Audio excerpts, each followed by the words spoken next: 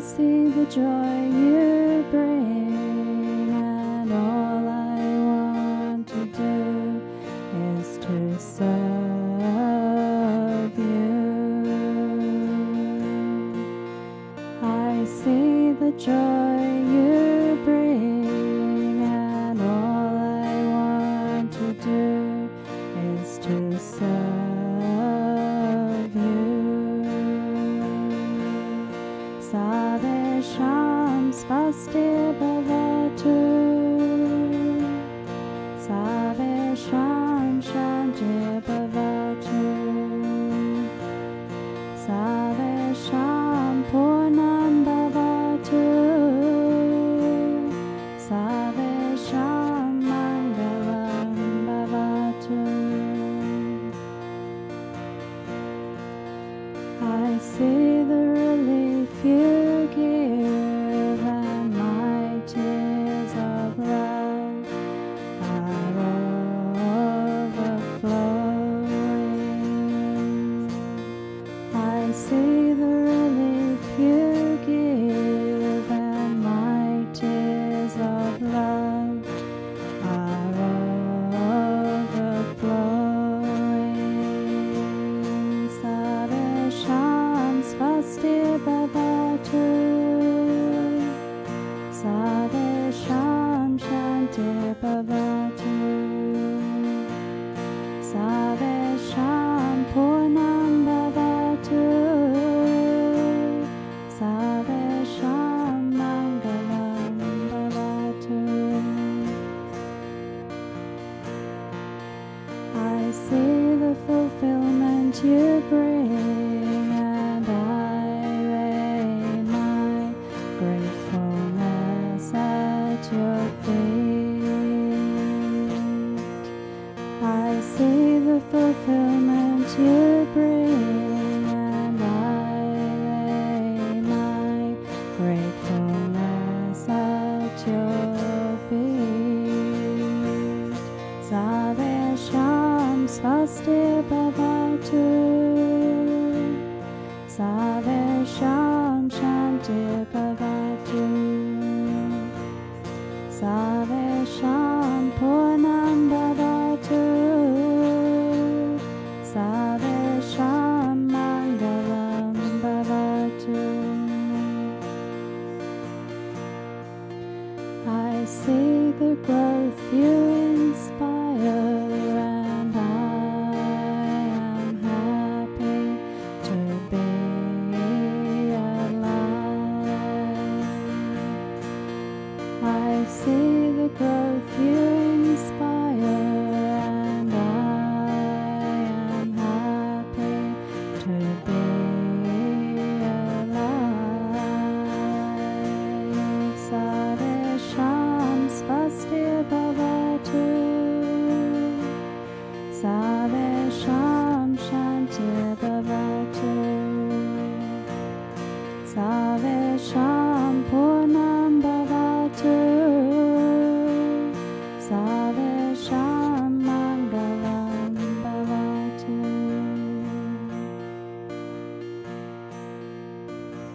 I see the relief you give, and my tears of love are overflowing. I see the relief you give, and my tears of love are overflowing. Savesham svasti bhavatu, Savesham shanti bhavatu, Savesham purnam bhavatu, Savesham mangalam bhavatu. I see the fulfillment you bring, and I lay my gratefulness at your feet. I see the fulfillment you bring, and I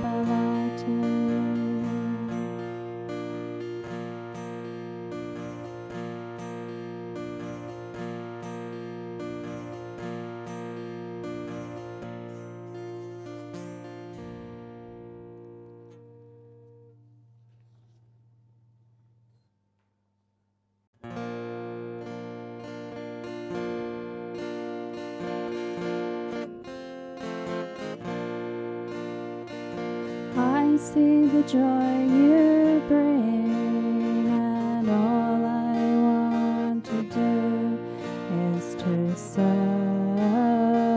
you. I see the joy you bring, and all I want to do is to serve you. Savesham spasti bhavatu, Savesham sha.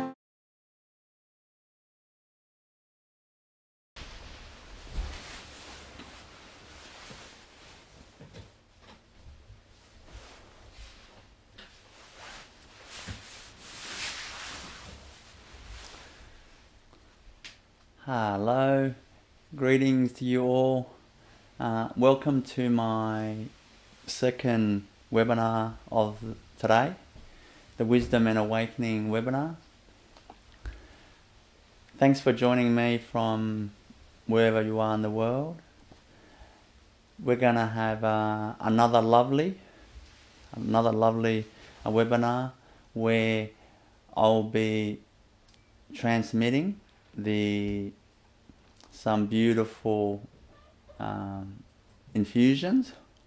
The first one is going to be what I call the awakening, the transmission of awakening, where I will basically awaken or call upon the remembrance of your that divine or that magnificent being within you, the ancient being within you. I'll awaken that to help you remember that. You can imagine how much that benefits when the more we remember that. And then followed by a talk that I'm going to give.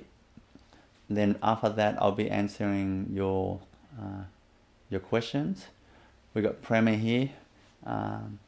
She'll be asking me your questions, and I'll try my best to answer them. And then we'll finish off with the Meet the Divine Infusion, where I'm going to bring your energy towards basically your essence to meet with the source, or you call it the creator or God, whatever you like to call it. Just basically that meeting again.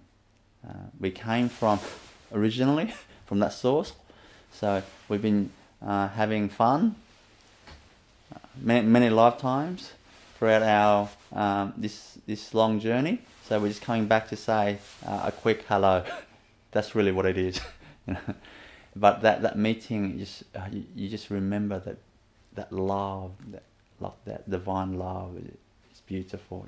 It really helps you tremendously to know what life's about, and makes you happy and fulfilled.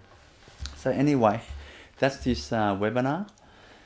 So let's start the webinar with the transmission of awakening. So just close your eyes, and I'll guide you through the process. There's nothing particularly you have to do. Just relax and just enjoy the journey.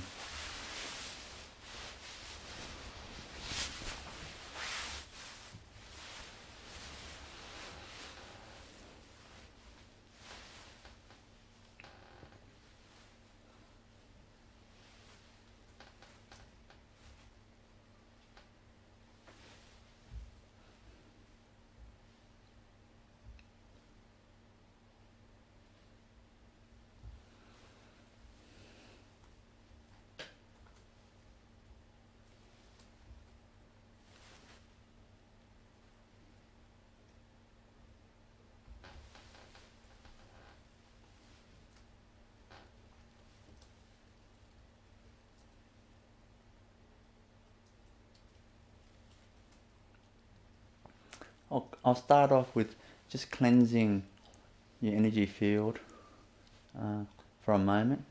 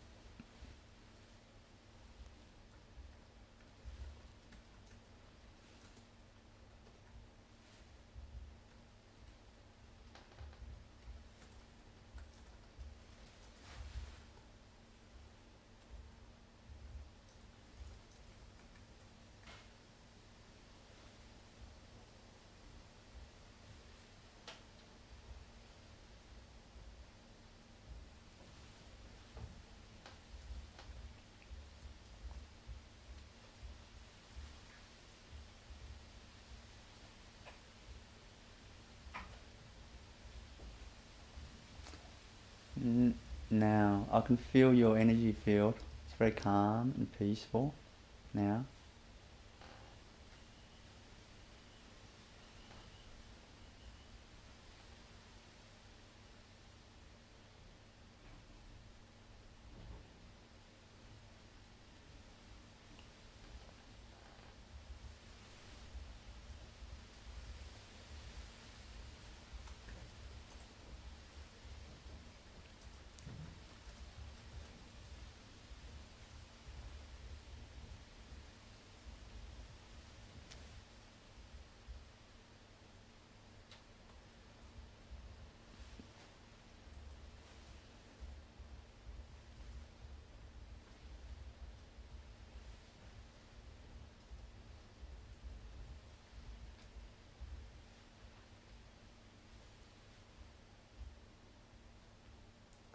Now, I'm going to infuse in your being that remembrance of the high aspect of you, your divine self, the ancient, magnificent self.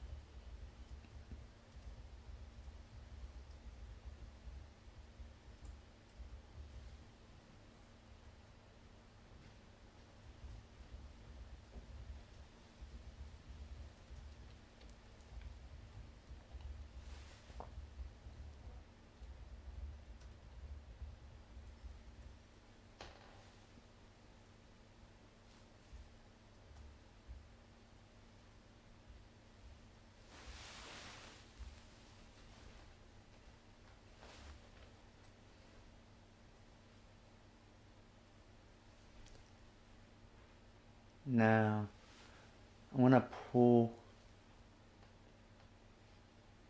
your divine essence, your essence within you.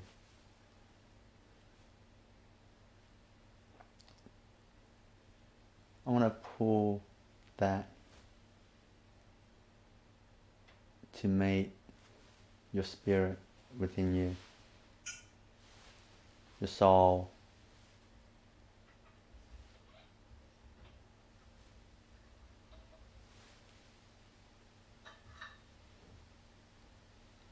You can call it your modern self meeting your ancient self.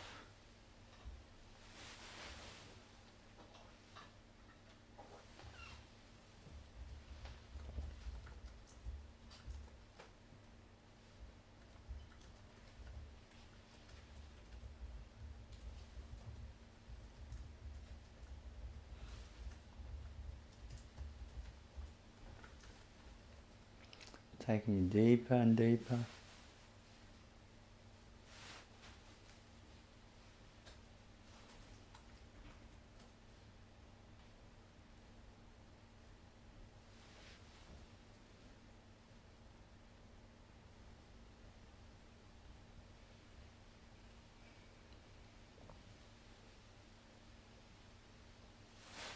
deeper and deeper.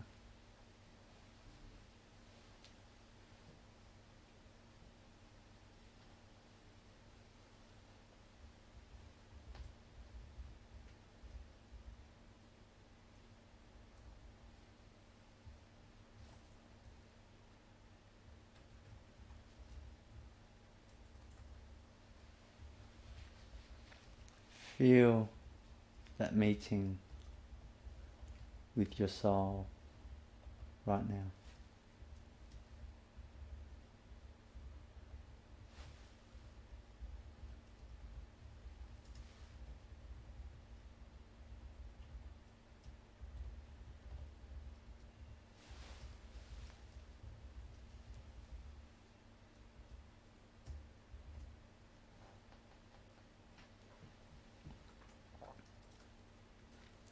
Feel that higher purpose your soul is trying to communicate with you right now.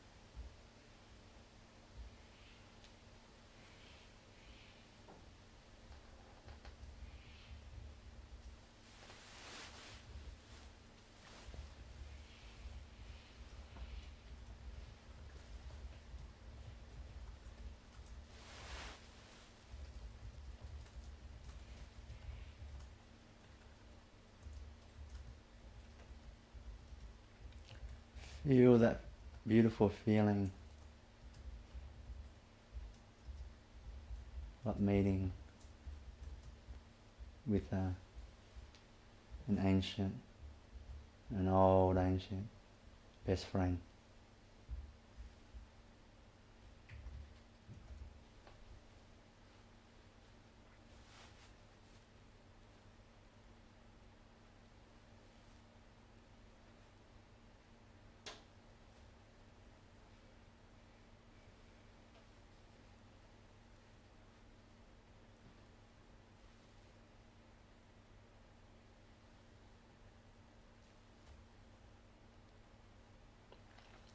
Brings out trust and friendship and joy in you to meet again.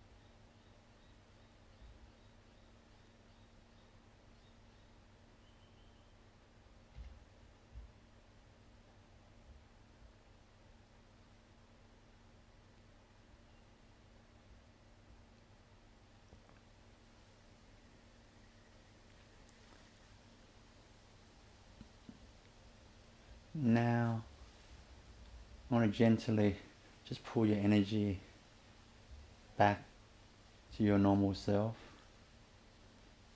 you call it your modern self. But always remember that connection with your soul that has never severed all this time. That connection is always there. That beautiful friend you've got within you.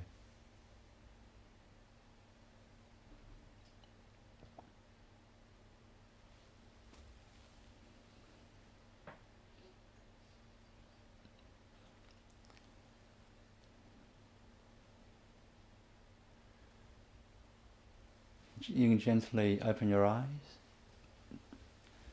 have a stretch.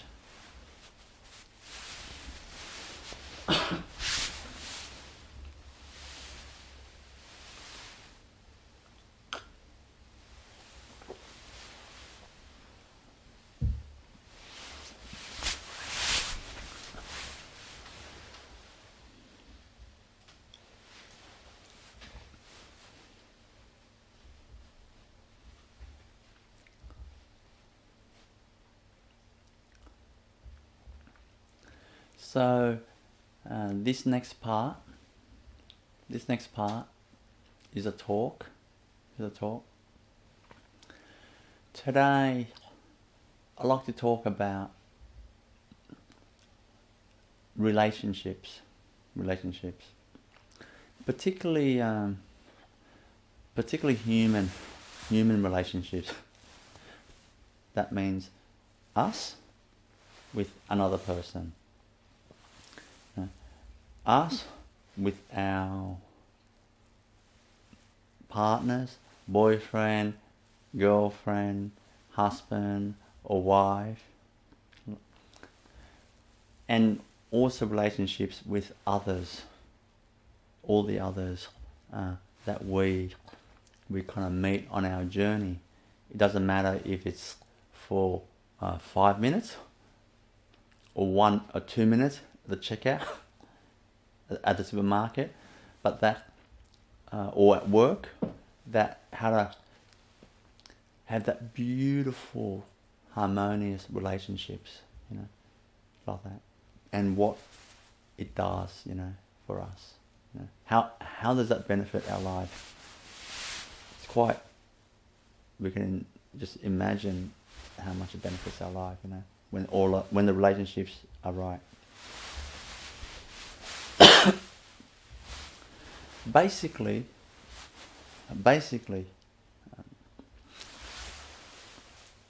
when we get this relationship thing right, then our life will be harmonious. We don't have we don't enter relationship and end relationship constantly like that. Nobody wants that, because it creates shocks and pains each time that happens, and that's and then that pain carries along throughout our life, and it moves on to the next relationship, and you carry that, and that burden gets dumped onto the next person. We don't want that. We don't want that. We want beautiful, harmonious, deep understanding and connecting and enhancing our journey. See, God gave us this thing called relationships so that we can grow spiritually and remember our divine essence, and also to have more fun on the journey. Because it's no fun coming to this planet. There's only one person on the planet, that's you. That's no fun. No one's going to disturb you, but that's no fun. So God gave us this relationships thing to just make our life more interesting, more fun. And also we can grow throughout the process. Once we understand that, You know, like that. Now, see, I want to share the things that will improve your relationships. First thing is, it's really simple things. You know, is don't. It sounds funny to say this. Even though we enjoy relationships, we want to be with others, but at the same time, if you want to have happy, harmonious relationships with other people, what you want is you want to be at peace with yourself. It's almost as if your mindset is you're living on this planet by yourself. By yourself. There's no one around. It's like you have this space and peace in yourself. So therefore,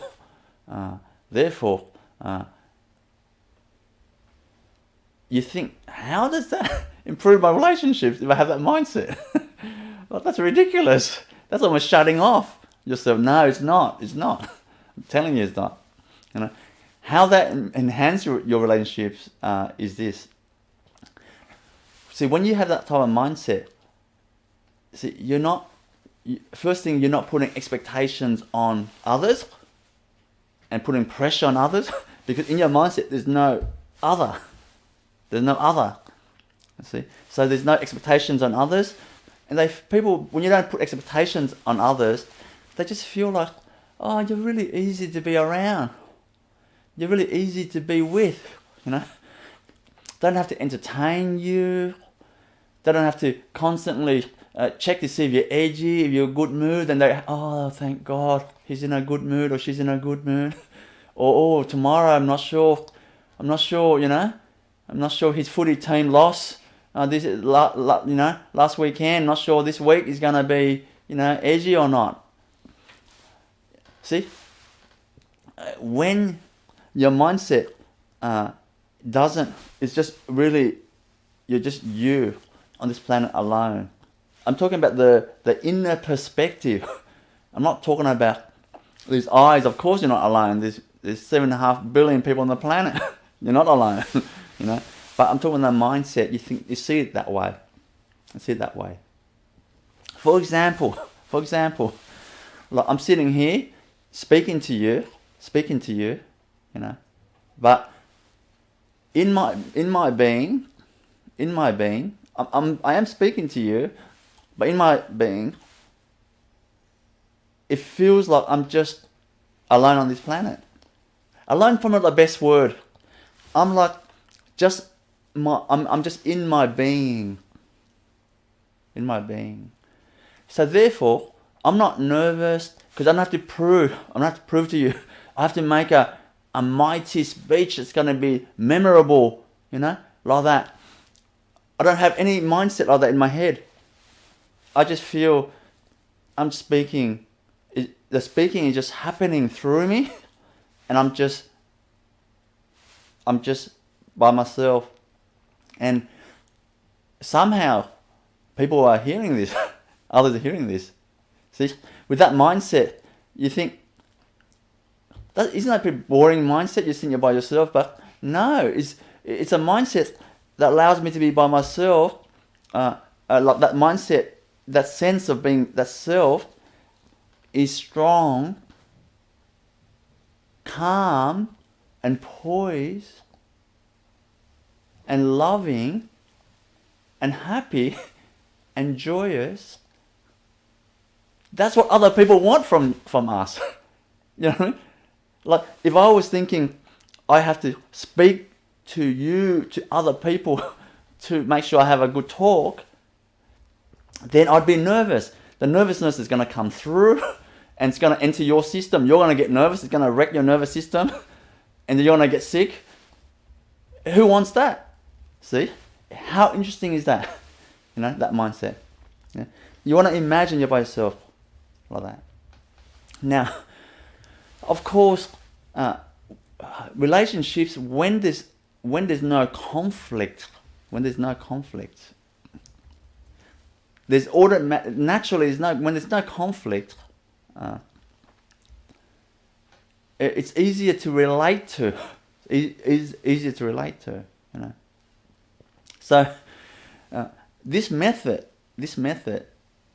it basically eliminates conflict, because your mindset is just you on the planet. So if someone goes, it puts you down, you know, puts you down unintentionally, in your mind you feel there's no one putting me down. It's just only me. See, like that. So that mindset. See, so if someone screams at you, you know, you see naturally you remind yourself quickly, there's only me. There's no one else but me. So therefore you don't believe this other person screaming at you. Like that. Now, when you have that mindset, let's take relationships of, say, husband and wife, boyfriend and girlfriend type relationships. You'll find that you'll be peaceful. You'll be peaceful when you have that mindset. You'll be peaceful, you know. And when you're peaceful, automatically love will flow through you. You don't have to even try to be loving or work at loving the other person. When you're peaceful and calm, love will just flow through you. Because we are divine love by our nature, so love will just flow through you. Right. Honestly, in my life, I never make an effort to try to love another person. I don't try to love another person. My love just comes automatically through me. That's why everything I look at, every person, whether they like me or hate me, every person, or everything I look at, as soon as I look at it for like 5 seconds, immediately my being just feels, the love just goes, whoa. I just look at that and feel, oh my God, I love that. You see, because the love in my being just flows to that object like that. So when you're peaceful, love's going to flow to the other person. And the other person will feel your love. Will feel your love, you know. You see, and this love, it doesn't expect the other person to love you back, you know. This love flows to the other person, to your partner, without you saying I love you, you know. And if you say to the person I love you, you actually don't need for the other person to say I love you too, because this love is just flowing. It's just flowing like that, you know. So let's go back for a moment. So to start off, the mindset, it's just you and your divine being, you know. And in truth, that divine being, in truth, because we're all one, that's the universal truth, because we're all one. Once you kind of have that type of mindset in the energy field, that one in you actually includes all others within you. So everyone you meet becomes all inclusive, you know. Everyone you meet, they feel your energy is like, as soon as you meet a person, they just feel comfortable with you. They feel like you're always welcoming every person, and you're not judging anybody. You're always welcoming. And who would not love a person like that? Everybody loves a person like that. Like that. So now, next, I mentioned love flows automatically. You know, now to help you have that mindset of we're there's just one of you. It's only one of us is the better way to say it. There's only one of us. To help you to remember that, you want to cultivate that love more, So it's not rocket science. What you want to do is just basically be kind of caring for others. Just have a caringness towards others in relationships, and everyone in your life, really. That care, Now, care is very different to worry. Worry is not care. When you over worry, that is your negativities projecting towards the other person, and in the form of care. No. Care is that thinking for the other person's best interest. That's all. Thinking for the other person's best interest. Like simple like that. So when you're in relationships, you're basically thinking for the other person. So naturally, your mindset is like that. So you just do little things, like you always think, how can I help the other person? Your mindset, how can I help the other person? Like naturally, you might, when you're cooking for the other person, you feel like, oh my God, I want to make this taste so delicious, so the other person will be happy, like that. But in your mind, it's not a strategy. It's not a technique and strategy, because if it's a strategy, then if the other person doesn't like your food, you're going to be disappointed, upset, and then you're not going to like them, and you're going to shut yourself away from them, and you're going to get them back, and it starts this love game, and it's a headache. Nobody wants that, Just that care, that simple care, like that, and that loving. When you have that care, the love will just flow to the other person. Next, peace. Cultivate peace. Cultivate peace. I hear people say all these techniques of learning ways to improve relationships and all the type of stuff like that. I'm telling you, it's really simple. What works is actually really simple. Make sure that you cultivate peacefulness. Because when you're peaceful and calm, you're not rude, you're not snappy, and you have patience. You're not agitated. You're not agitated and grumpy. Like that. And of course, if you're peaceful, you won't put other people down. Like that. Just that alone. Nothing else. No presents and gifts and Valentine's Day presents, nothing. Do that, what I'm telling you. Cultivate that.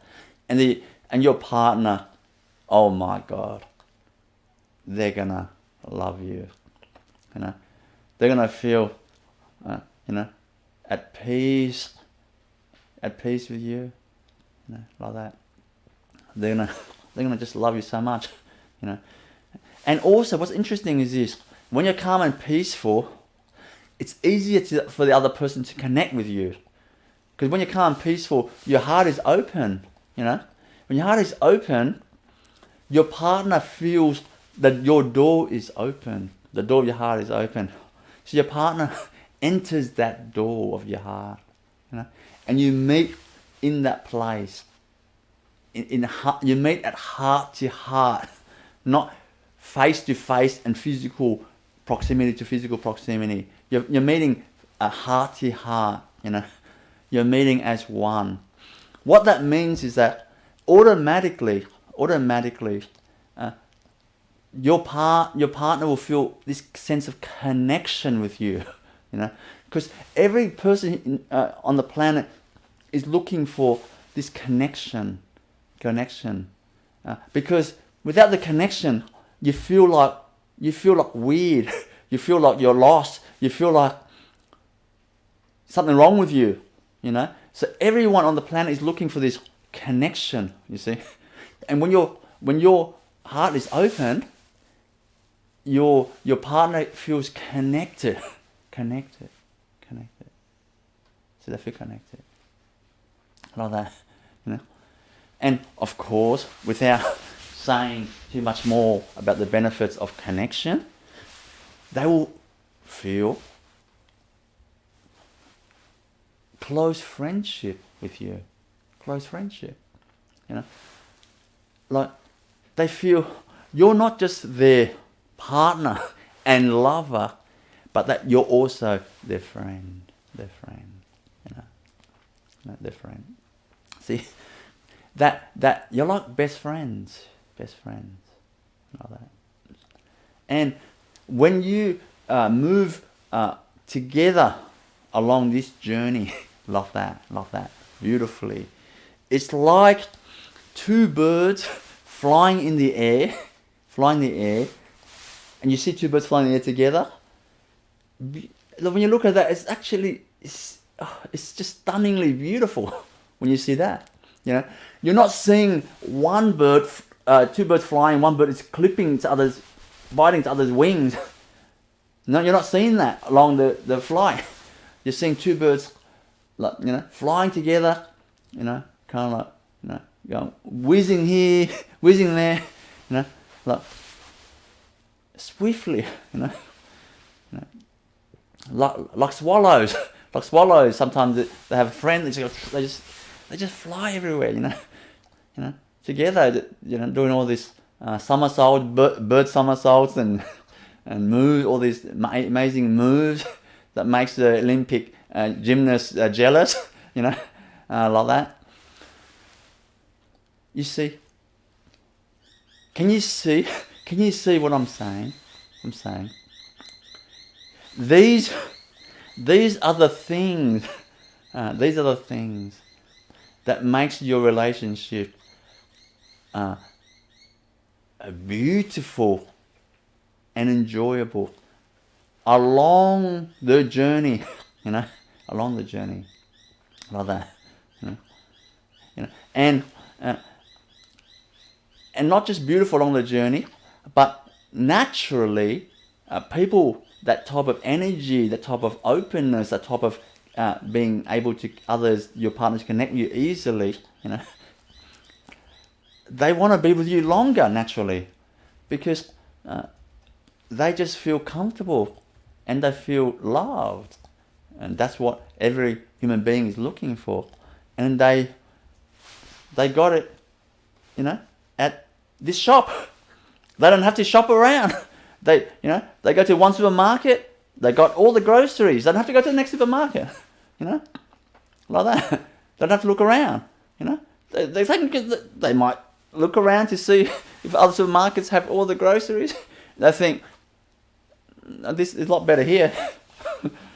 And that's it. And naturally, is just that, you know, I'm being a little bit silly, but it's true.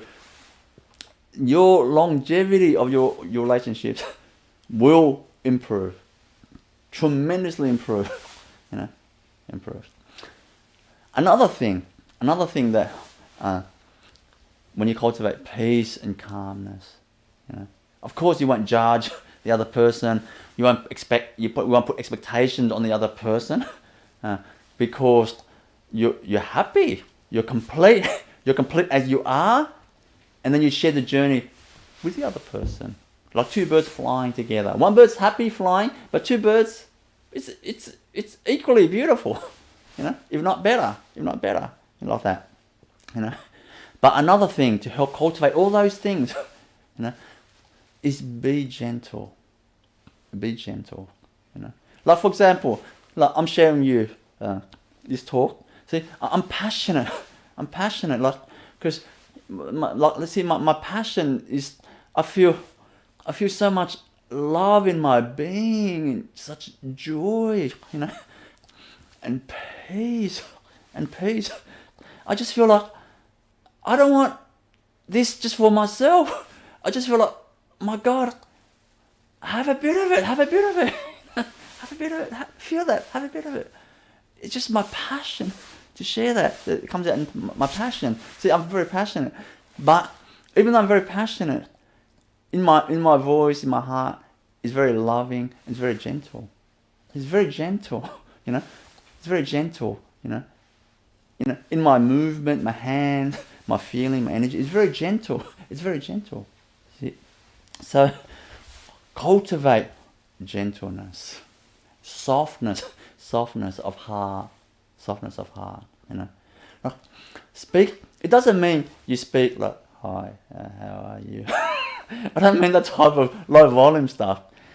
It's like a softness in your voice, in the energy, a softness and a sweetness in your energy. When you move around and talk to others, when you put a cup on the table, when you open the drawer and close the drawer, don't just slam the drawer, When you put the dishes away out of the dishwasher, you don't just whack it on, all the noise. Just imagine your baby, is asleep. How are you going to move around your baby's asleep? You'll be really gentle. If you speak to another person, you'll be speaking softly and gently, like that. That gentleness is gonna, people feel safe. They feel safe in that gentleness, Everyone loves that sweetness and gentleness, like that. So they're the things, that's gonna improve relationships tremendously. Like naturally, from that feeling, sometimes you might think, oh, I might give my partner a present, a present like that. But it is out of that feeling, It's not needing to give a present to make the other person love you and are happy with you. It's very, very different, like that. But the funny thing is, most of the time, in beautiful, beautiful relationships, you find that people don't buy presents all the time for each other. Generally speaking, I know I shouldn't say this, but it's the truth. If I see a relationship and the people buying presents all the time to each other, I know there's something wrong with the relationship, and I know it won't last long. Because I know that's not coming from what I'm sharing with you. That's coming from learn in the world how to make people happy. You call it Hollywood or Bollywood, like that. Learn from movies how to have loving relationships. No, it doesn't work. Like that. So I want to just spend a couple of more minutes, just another 5 minutes or so, to share about relationship with your children. That's a whole different topic in itself. With your children, like how to build up a beautiful relationship with your children. Now, it's not like very different from what I've already shared with you. It's just applied. That's all. So you see, children, they're constantly, when they're born and they grow up, basically, as a child, they look at the parents as like God. They don't know. They just look at their parents as like God, because they don't. That's their refuge. Survival in everything is their refuge. Is the parents. So they'll be observing, watching the parents as they grow up. Everything they say, the manner, the peace, the love, the wisdom, and how loving the parents are, or are they judgmental towards each other, towards other people? they'll be observing this. And they'll be copying this.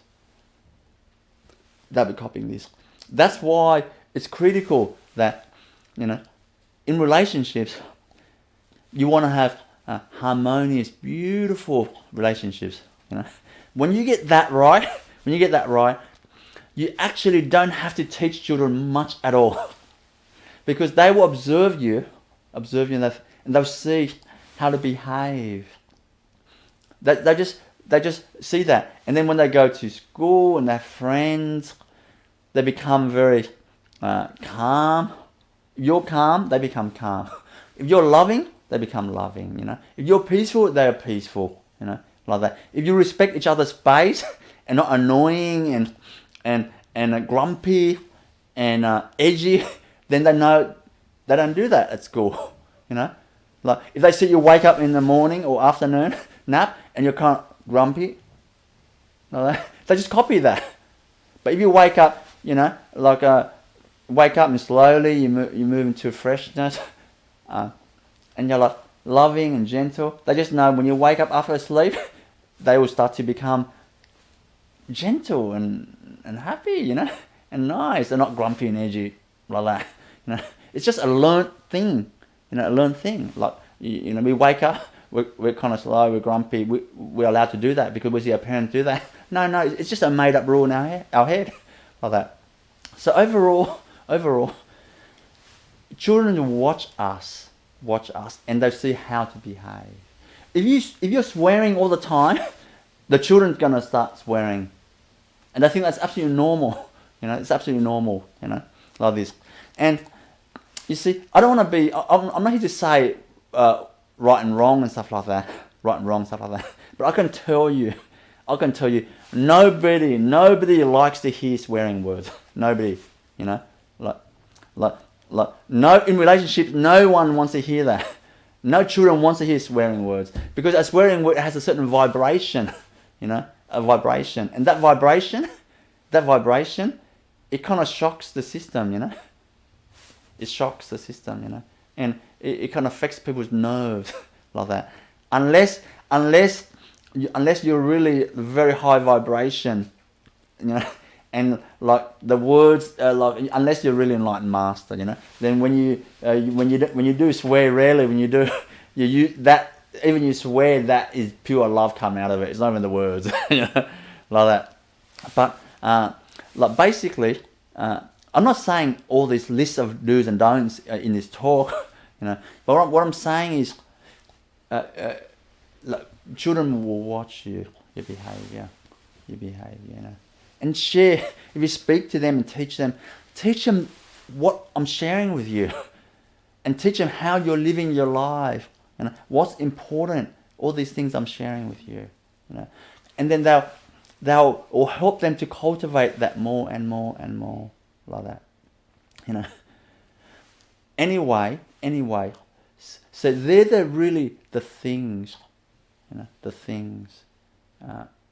the attitude to improve relationships with our loved ones, relationships, our children, and of course, like everyone we meet out there, just even a bus driver, a taxi driver, someone at the checkout, or anybody, or someone you just play social tennis with, just like one match, one set. Like, when you're like that, people love you. I'm telling you, when you're like that, people love you.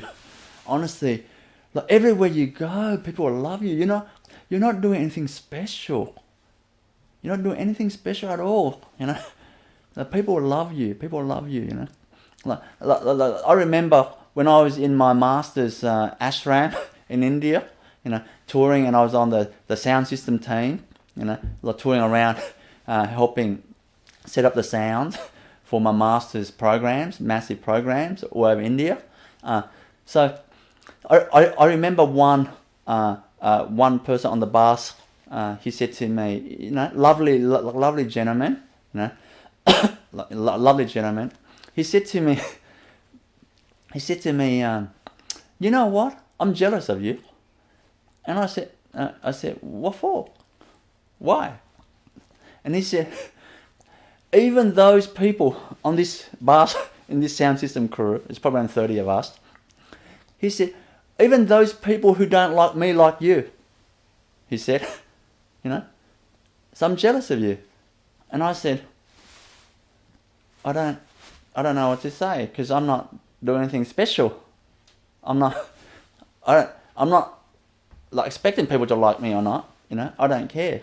I'm just myself, you know. I'm just myself, like that, you know. In other words, I'm not out there looking for people to like me or love me, you know. No, I'm just myself.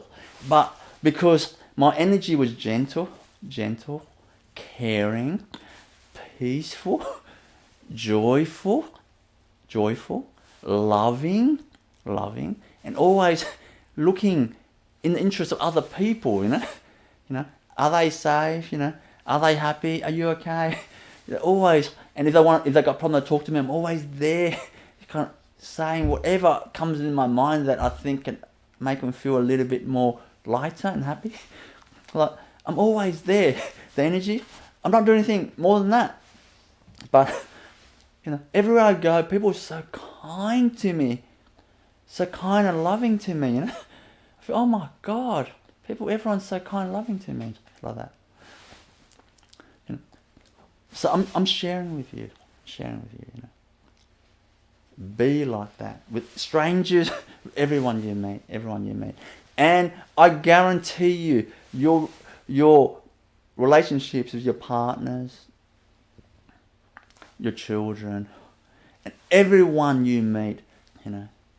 And if you're a leader, if you're a world leader, when you meet other world leaders, you know, they're gonna love to build that relationship with you, like that. They'll love it. They'll love connecting with you, you know, and like that. Because world leaders are human beings as well, you know. They're not different to anyone else, you know. It's just that they have experience and they have that drive and passion to make a difference to the planet, you know, to make a difference to the planet, you know. World leaders, that's their vocation, like that. But they're human beings as well, you know. So when a person's a world leader, you know, when they cultivate all this more and more, they'll do their job 1,000 times better naturally, you know, like that, you know. So, I think I'm out of steam.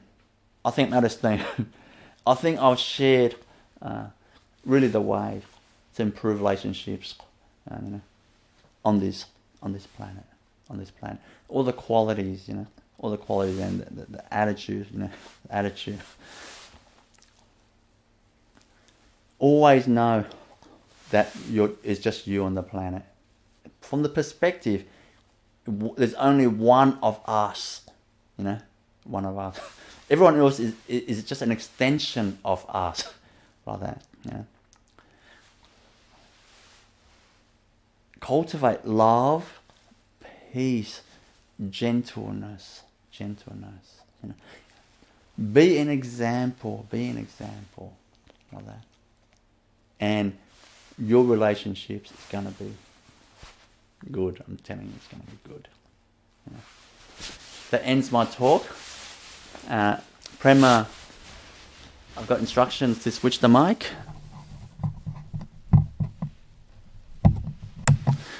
Prema's got some questions to ask, your questions, so I'll try my best to answer them. The first question comes from Carol in the US, and she has a beautiful question, and that is, how do I become a master? How do you become a master? Yeah. I assume being a spiritual master. I assume, you know, because you can be a master chef, you can be a master in many things, you know. So, see, there's so many factors. There's so many factors that make you not make you, but that somehow you become this being of absolute peace, you know. Peak in peace, peak in joy, peak in wisdom, peak in love, peak in compassion, peak in gratitude, peak in harmony, peak in service, you know. And peak in love of the whole creations, and peak in the love of the source and God. Like, no. There's many factors that kind of shape that, that you become that. You know, there's many, but let me share with you. Let me share with you the main things. The main things.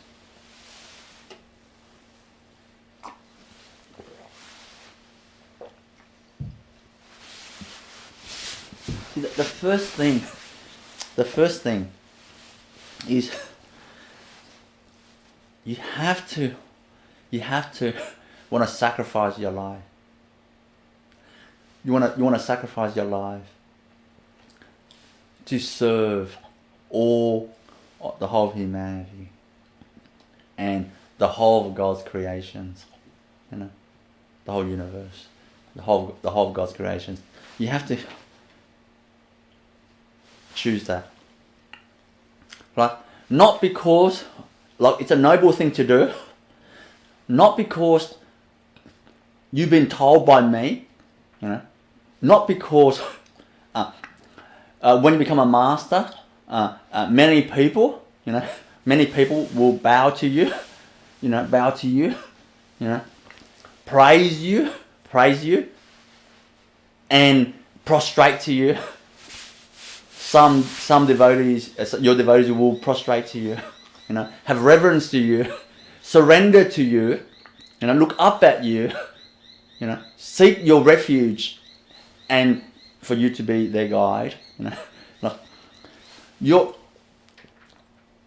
not becoming a master, thinking of these benefits. You're not thinking of these benefits at all. You're thinking in your mind. In my life, oh God, in my life, I don't want my life just waste away. Meaningless. My life just wastes away. You're not just thinking about other people. You think about your life. Your life, you don't want your life to be mundane. You don't want, every breath you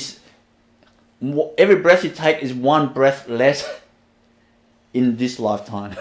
In this lifetime, you know that, You just don't want to waste another breath. Every breath, you want to be of benefit to God, to God's creation. In other words, you have to choose yourself out of your love, because there's only love choosing. That's you, because your love is love choosing, and the world choosing for you how to live, how to be. There's only two, So if you're living based on what the world tells you, that's noble and all this type of thing, or that's good, that's fame. You get famous if you become a great master. That's the world's view. The master is not thinking that at all. Totally not that at all. Not that at all. I remember a long time ago. I was given in the early days when I was given a talk, and in that talk there was around 5 people total in that talk. We used to kind of put some flyers around the area, and 5 people came to the talk, and one gentleman came to the talk as well. And during the Q&A session, he said to me, if when you get famous one day, how will you feel? How will you feel? And I remember clearly saying to him, how will I feel? And I laughed. I just laughed because I found that a funny question. Because I never think like that. When I give a talk, it doesn't matter if it's 5 people or 500 people, I don't think it's any different to me, you know. So I said to him, I'll tell you how I feel. I feel the same as I feel right now.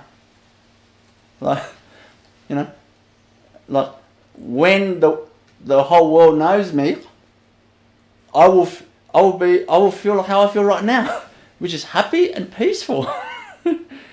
Like happy and peaceful. I can't be happier. I can't be happier. Like, I am the happiest I can be. So I'm just enjoying every moment. That's how I feel. But I'll tell you who's going to be more happy. My father. I said to him, my father's going to think, my son, you know, like, you know, my son is famous now. So it's going to bring family a good name. You know, the Doe family a good name. You know, like that. So, you know, the reputation of Doe family, that's a really good, big thing for Vietnamese people, you know. So my father's going to be delighted, you know, when I'm famous, I said to him. But for me, I'm exactly the same. See, so what I'm saying is, don't look for any other motives. Don't look for any other motives. You know, just want to serve God. That's the main thing. Now, next thing is pray to God. Pray to God for help. Pray with tears, you know. Don't pray without tears. Every time you pray with God, you should have tears in your eyes. Because tears reflects your heart melting in love of God and God's creation. Like, I'm not saying like there's something wrong with praying without tears, but when you pray with tears, you know that God will drop everything. If God's shopping, God will literally just drop all the shopping bags and go towards you. You know, if God is pushing a trolley, God will just park the trolley there and make sure it doesn't roll anywhere else and just go straight towards you. You know, like if God is brushing his teeth or her teeth, God will just drop the toothbrush and start saying, like, fulfill his order or her order. Fulfill. Don't waste any time. Fulfill. Send it. Post it. I paid for the postage already. Send it. God will be thinking like that. So pray to God. Pray to God for help. You know. And when you pray like that, God will bless you. Will bless you. God will bless you to meet a great master. A great master. The way that I met, you know, I met great masters, you know. I met essentially two great masters, you know, My first, it's a long story. It's a long story. I would never leave my master, never, you know. But because of relationship problems I had, in 8 years relationship with my ex-girlfriend many years ago, and she was looking for me, you know. She was looking for me to break up, but she was looking for me everywhere. And I couldn't stay in the same place. I couldn't. So I had to leave, you know, that organisation. And I waited around, I did my spiritual practice, and God blessed me with another great master, you know, like another great master. So God will bless you with great masters, you know, great masters, you know. All you need is one great master. God will bless you with that. And the master will show you the way, bless you, you know, like to what degree you want to grow and benefit. The master will help you fulfill that, you know. And you'll learn spiritual practice. Spiritual practice is basically the way to be peaceful and happy, you know, and cleansing your fear and conditioning out of you, like that. You know, you do that heaps. You don't do that as a burden. You do that as you just want to clean your house for, for you're having an engagement party, and you're inviting all the royalties to come to your house. You just want your house spotless and clean, like that. You clean all your fear and negativities out of you, like that, with a passion, like that. You know, you cultivate love.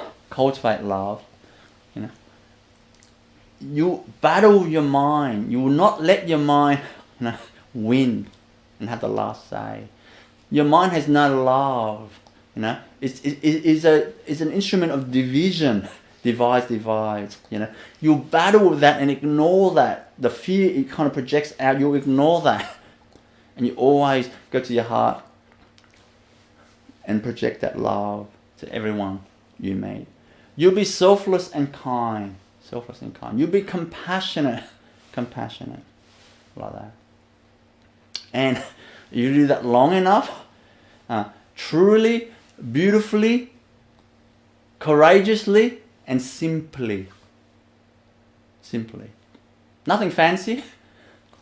And one day you open your eyes and you know that you're a master. You're a master. A true master, I want to say to finish off, is a true master, or the greatest master in the world is the greatest servant. You know? If a master doesn't feel I am a great servant, then that person is not a true master. Not a true master. Like that. You know? Like that. Have the attitude, you know. And you're a servant. You're not a servant. You're doing everything, all your power that God bless you. You are a servant. You know. Every word you speak, every thought that goes through your mind, every action you take, it's all sponsored of how other people can feel happy and the suffering relieves. You know. Always. That's all in your mind, like that. But anyway, that's how you want to become a master. You know, that's how you do it. You know, that's how you do it. No other way. I'm telling you, that's how you do it. Okay, next question, Prema. Right, Francisca in Brazil would like your guidance on how can I transcend my anger.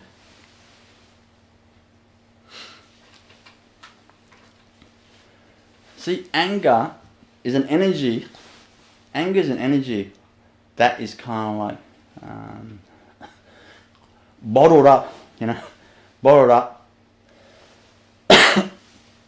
up and suddenly explodes. Boom, you know, like that. So that energy, that bottled up energy is, believe it or not, it comes from fear. What that means is when you were growing up, see, you had this fear in your life. So the people in your life, you know, could be your parents,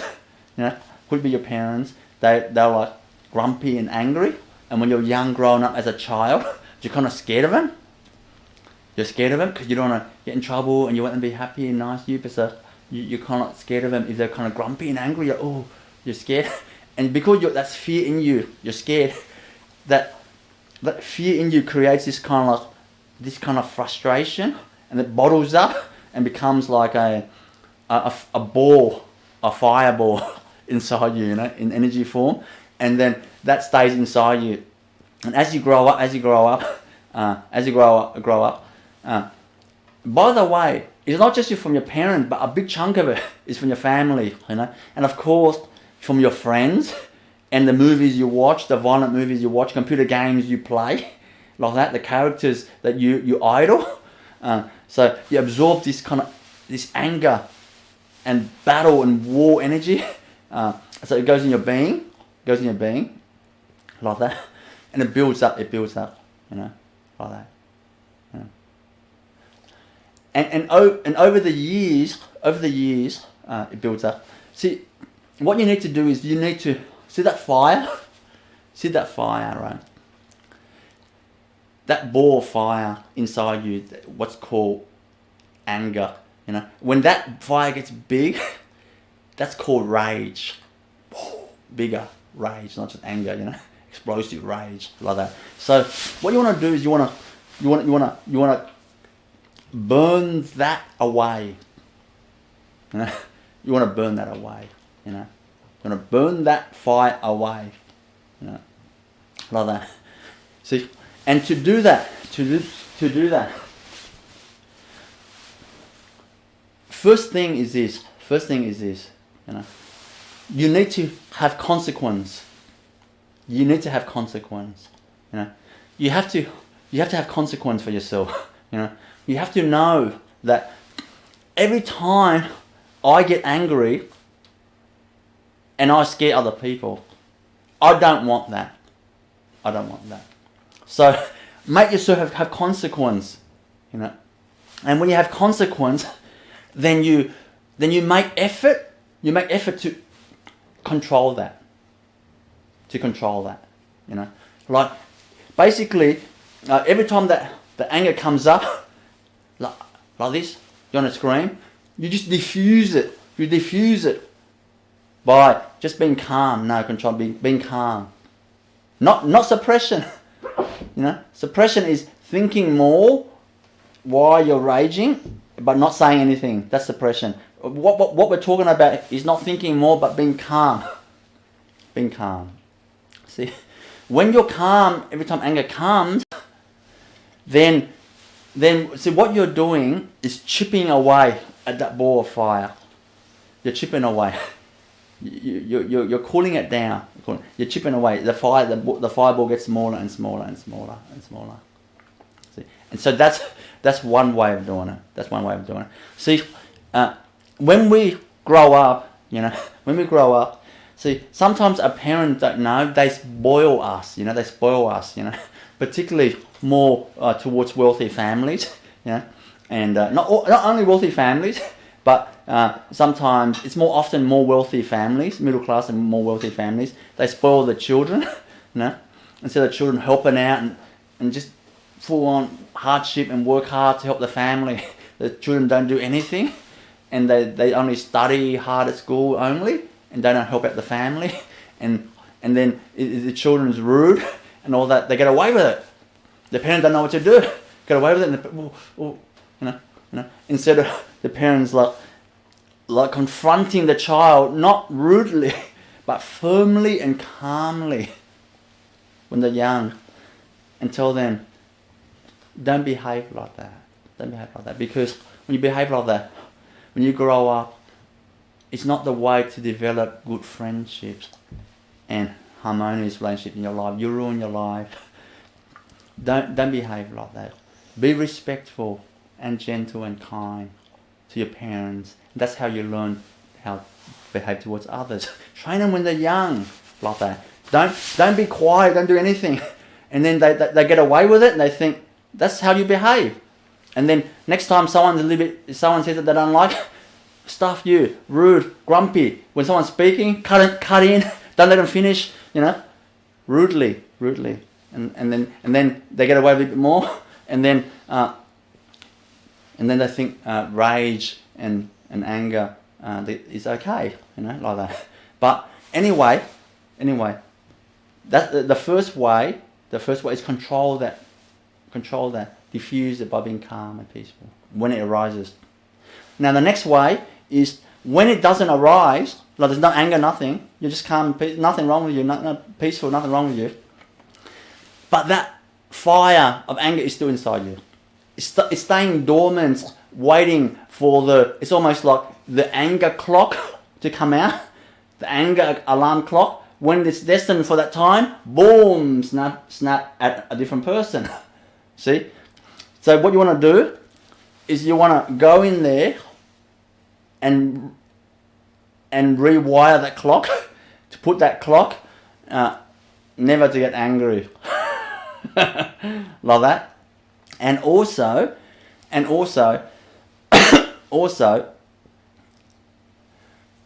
practice meditation. Practice meditation. If you don't know how to meditate properly, or you never meditate before, go to our website and download the guided meditation, and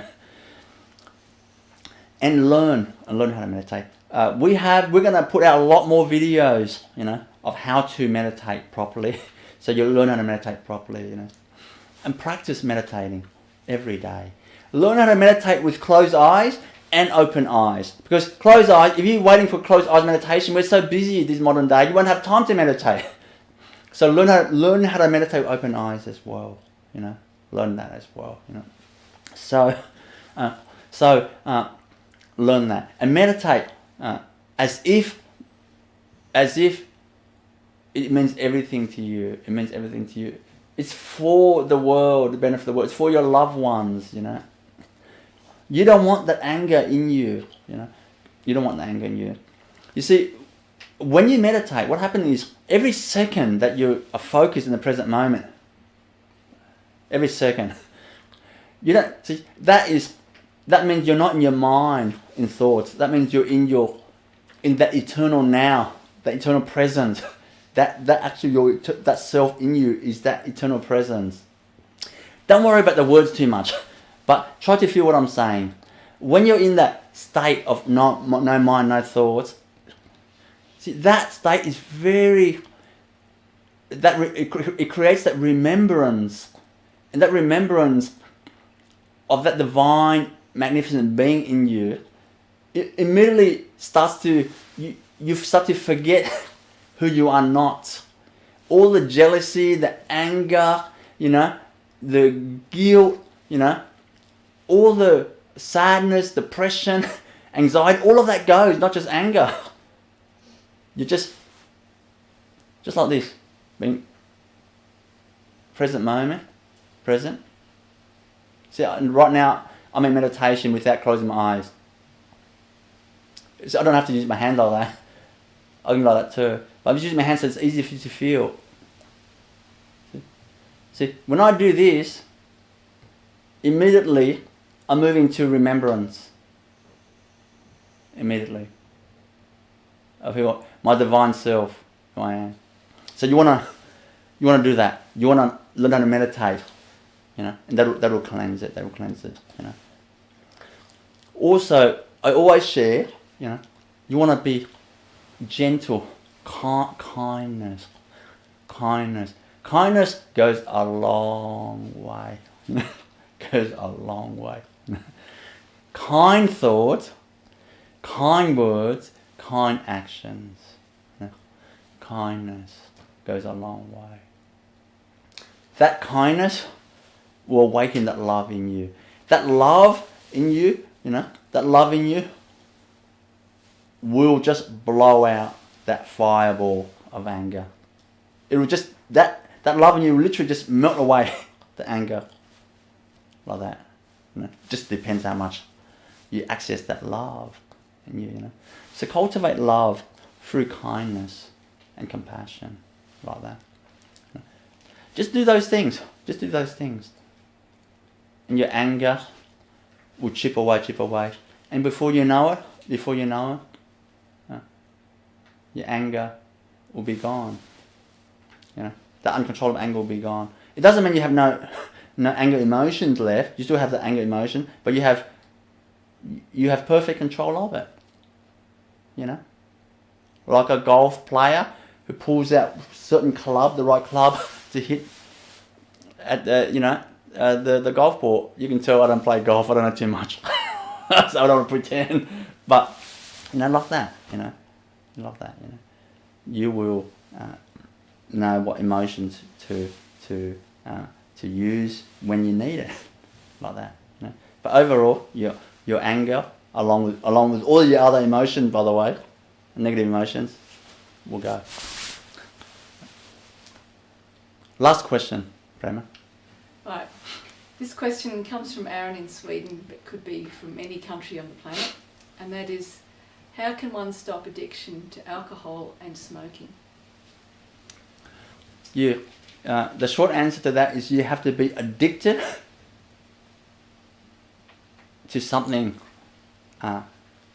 greater, like that, greater, like, that song, Addicted to Love, the song, I don't know that song very well, but somehow I still remember that song in my mind growing up.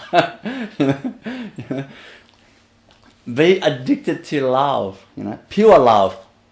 I'm talking about pure love, not disturbing love. I'm talking about pure love, energy. Be addicted to love, because when you just want love, see, when you just want the highest love, that means that immediately your focus, your energy is focusing towards something high, something great, So suddenly, your addiction, alcohol addiction, smoke addiction, drug addiction, obviously a lot of that thing is like chemical, It's addiction. It's making your body like crave and need it. It's a chemical doing that. But believe it or not, no power is greater than the power of love. No power in this whole universe is greater than the power of love. That addiction is not even equal to 1% of that power of love. So it's got no match. So what you want to do is you want to set yourself the highest level of love. Highest level of love that a human can be and achieve and feel. Like you should be the highest you should be feeling like how I wonder how Jesus feels, that full of love in him. I wonder how he feels, I wonder how, Gautama, Lord Buddha feels. The love in his heart. I wonder what level is that? What level is that? But I wonder what is the highest level of love for your children. What is the peak level? And a peak level. I want to have that. And then decide on that goal. Write it down. Read it every day. Spend 5 minutes looking at it every day. Pray to God to bless you with that. That love. Live it, and begin to live that as if you are already that. Begin to picture, imagine that your love is that level, and begin to behave like that, to think like that, speak like that, and act like that, and do that. And when you do that, suddenly the addiction goes. Over time it goes, and some people it can actually go in an instant. Once they make a decision, so strong is the decision that they actually can end it instant. They can smoke a cigarette for 40 years and they just go, that's it, no more. They can actually end it in an instant. It has been achieved before by many people on the planet. I know my father, for example, he smoked, since he was 16, something like that, or even perhaps younger, until he was around 50 years old, even more, even maybe like 55 or something, but at least 50, he smoked many years like that. He's asked me to go buy him a packet of Winfield, like come home, and we runs out, go across the road, the shop and buy. But I remember that clearly when I was growing up. He was like a smoker, and he would probably smoke like half a packet a day, like that. And he couldn't stop. He couldn't stop, you know. And so, because my mother passed away when I was very, very young, 3 years old, and my father was single for many years. But he went to Vietnam, and you know, you call it God's blessing, or he fluked it. But he met through someone, some family friends, someone that I'm not sure exactly who, but some sort of referral network through family. He met a beautiful lady, now is my stepmother, you know, and he contributed to another child. That's his 11th child, you know, like that. So my younger brother, his name is Johnson. Johnson. See, when he was young, my stepmother said to him, "You better stop smoking. You have to stop smoking, because if you don't stop smoking, you won't see him grow up. You won't see him grow up and get married and have children and all that, you know, and have a job and all that. Because for my father, for his children to get married, you know, and have children, that is a big thing. For Vietnamese people, that's a big thing, you know. So anyway, because my father is around maybe 16 years older than my stepmother, you know.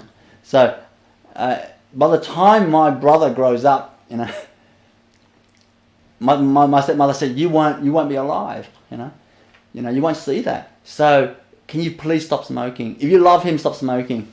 My father stopped like that straight away. He stopped straight away. No more cigarettes. Bang, gone. Immediately stop. Like that. See, that shows the power of love.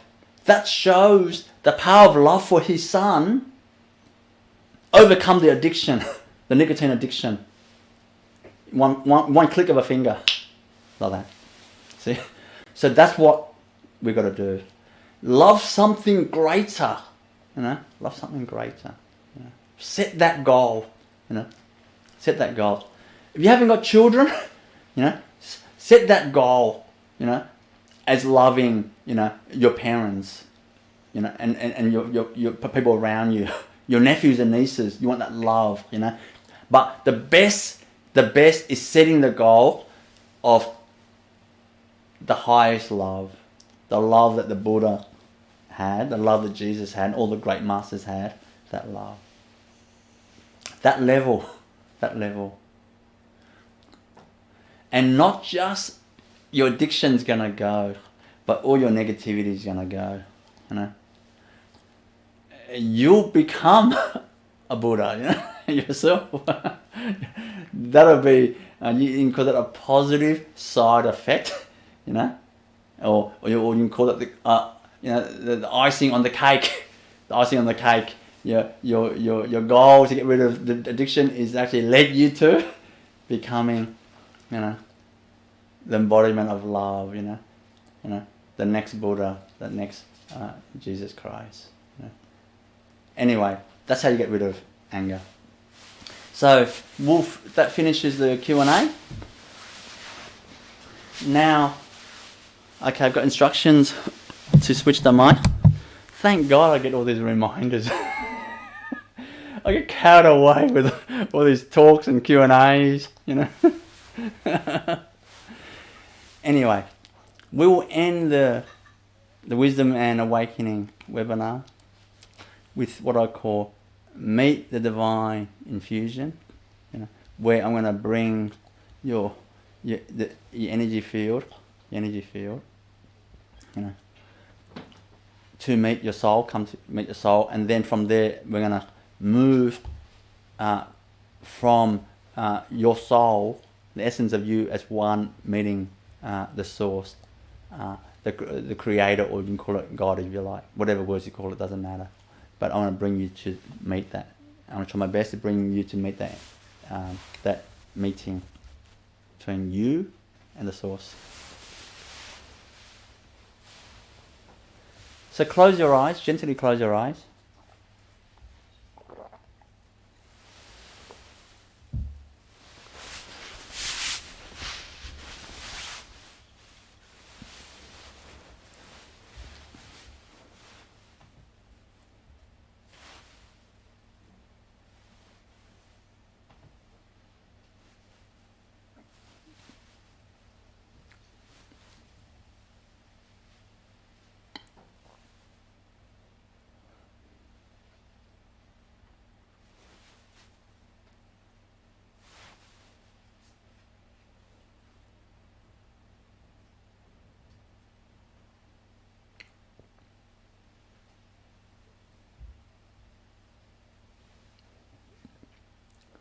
I'm just cleansing your energy field to prepare for the meeting.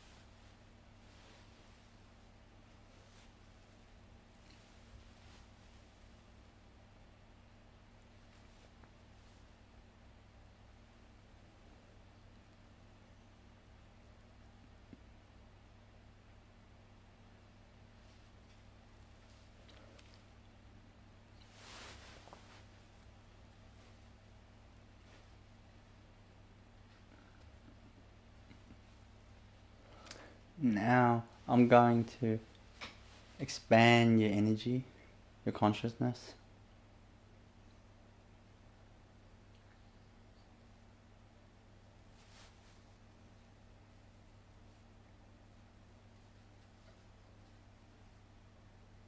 Across the whole universe.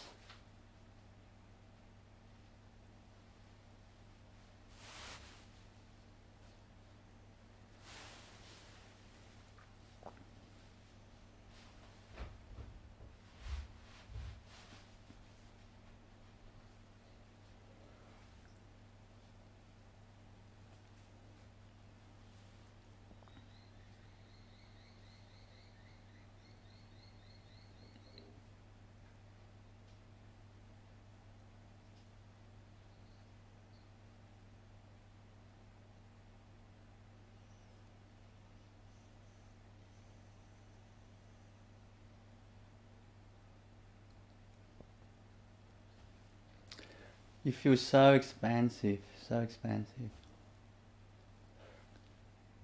that all your limitations and blockages and fear just all drops out of you, drops away.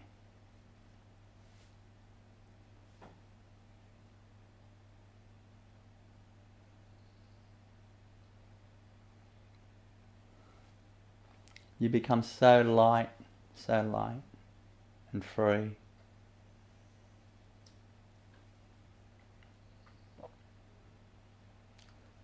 That all your conditioning and fear just drops out of you. Feel that dropping out of you, beneath you, just falling out.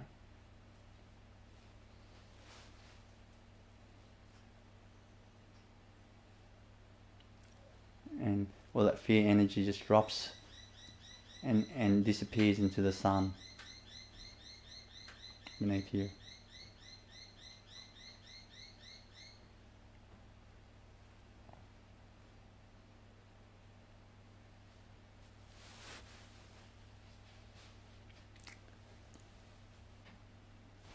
Keep on dropping all your conditioning, fear, and unwanted negative energies. Drop it all out right now.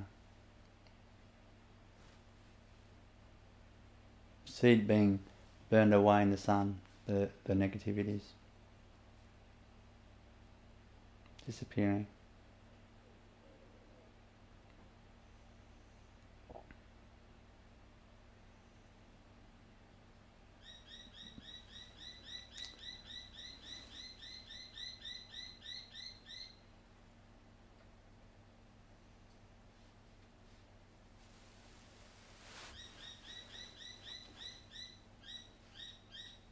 Now,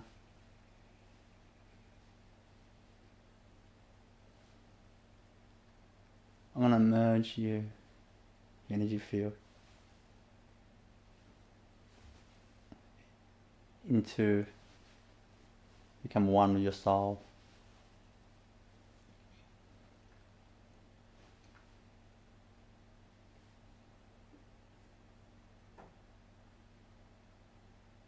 Feel that right now happening.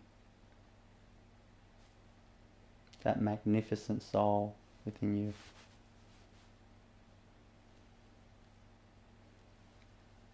Feel that merging, becoming one with that, as one.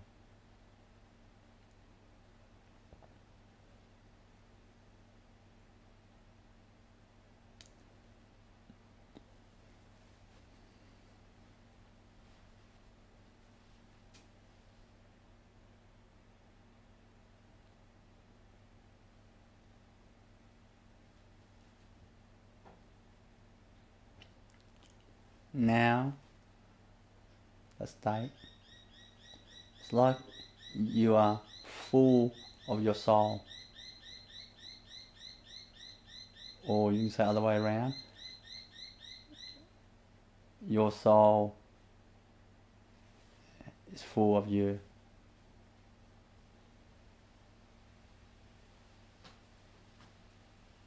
You're one.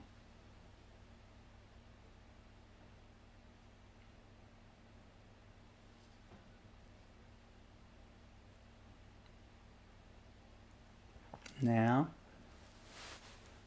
I want to merge, I want to bring your energy towards meeting the source.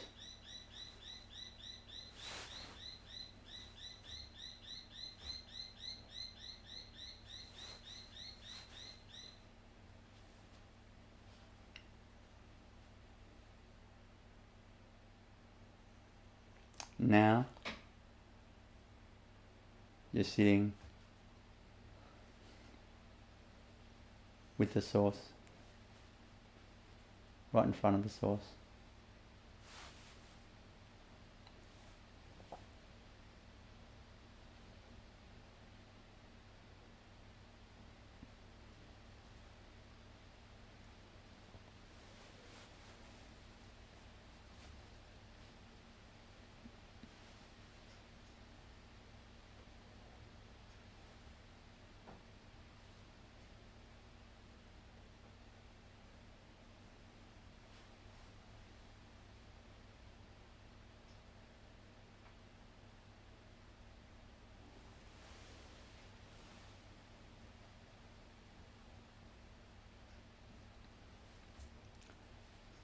Feel that love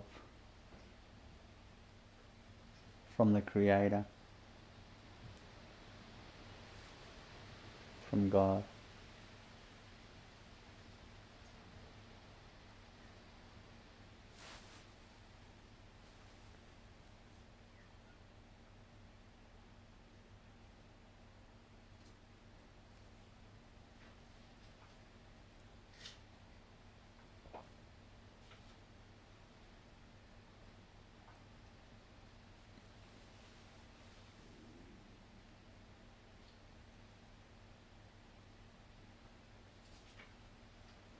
Feel that blessing overflowing into you from God.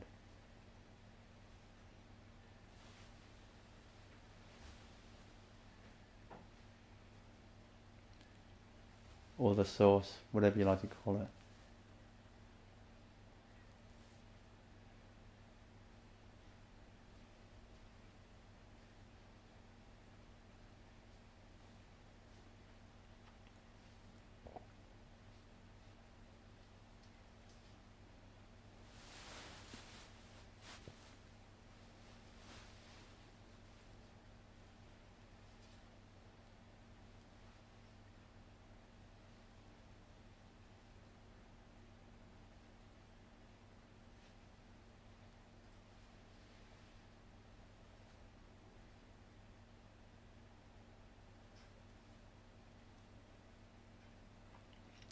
Feel God's love and protection for you,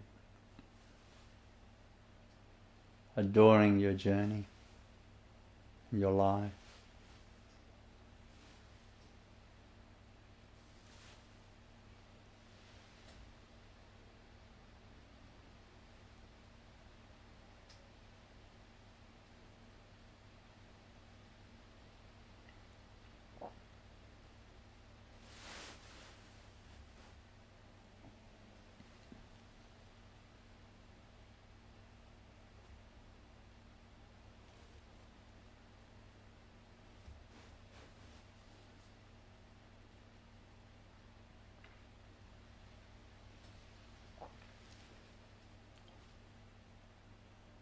Feel God infusing into you right now.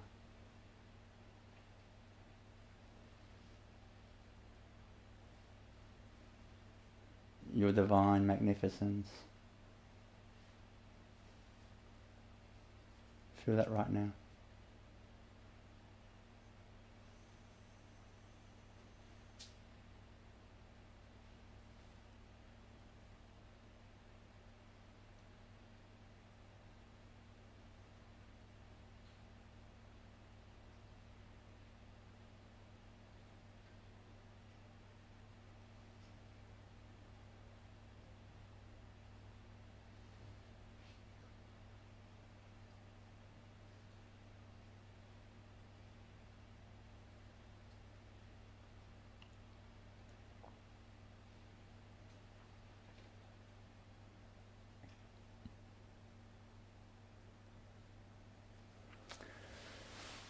Now, I want to merge your essence, soul essence, and becoming one with the source as one. Your soul, the source as one.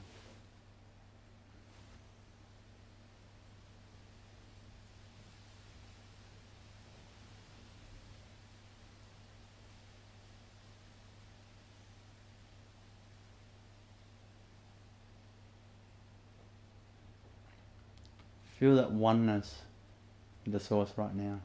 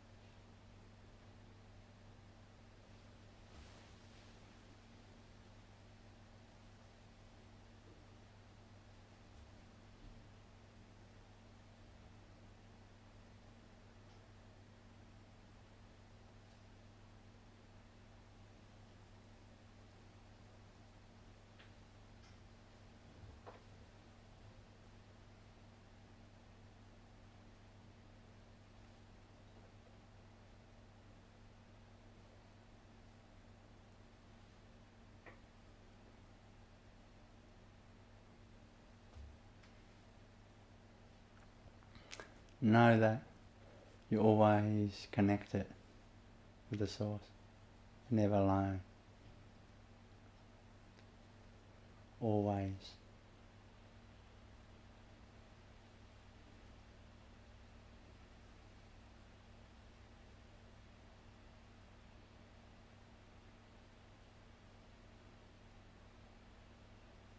I can feel the source very happy with me telling you that.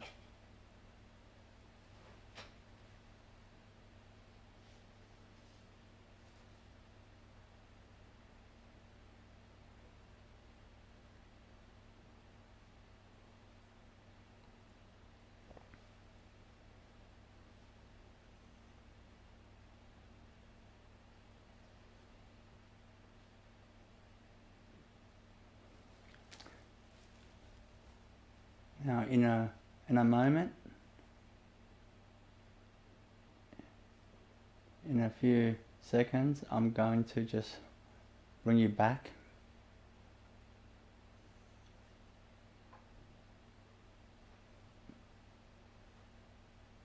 to your body.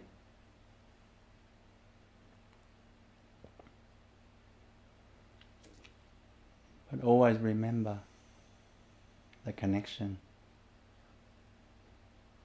is always there.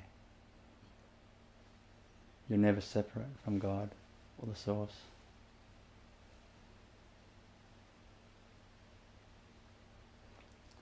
Let's bring you back to the illusion that you're separate.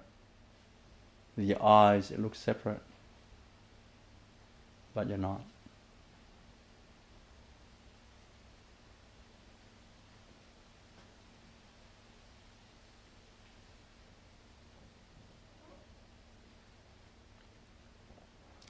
knowing that you're always connected with the source while you're living in the illusion.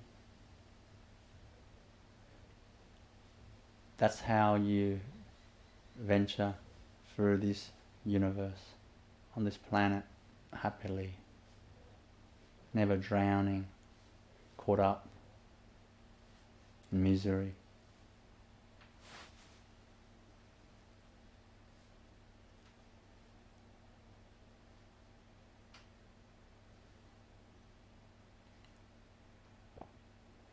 Okay, gently open your eyes.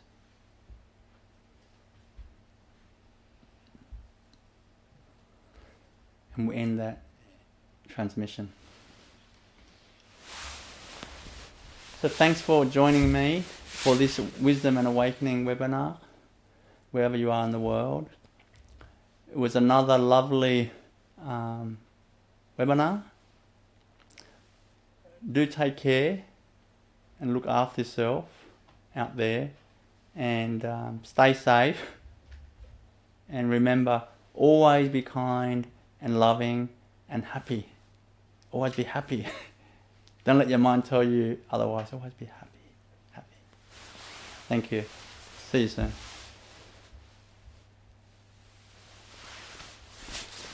See you.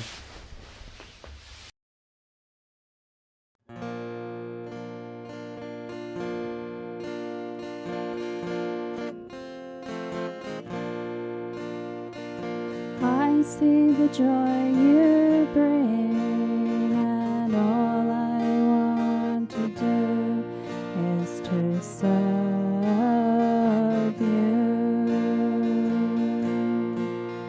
I see the joy you bring, and all I want to do is to serve you. Savesham svasti bhavatu,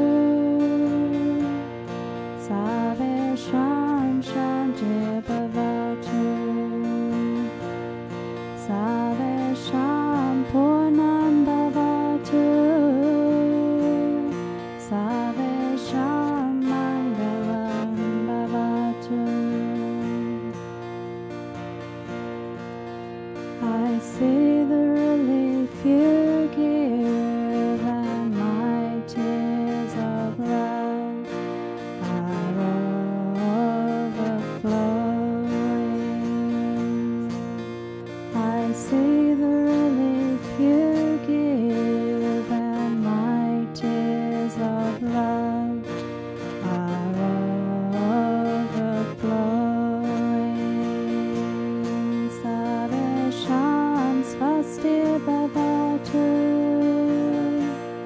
Savesham shanti bhavatu, Savesham purnam bhavatu, Savesham mangalam bhavatu. I see the fulfillment you bring, and I lay my gratefulness at your feet.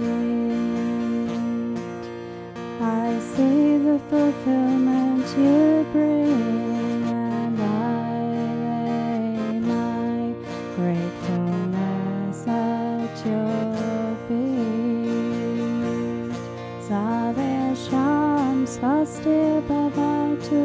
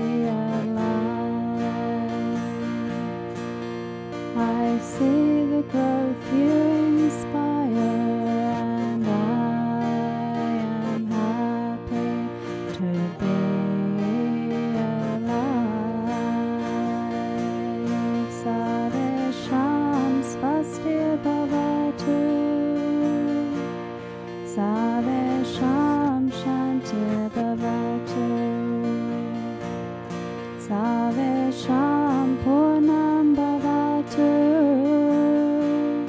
Sarvesham Mangalam Bhavatu.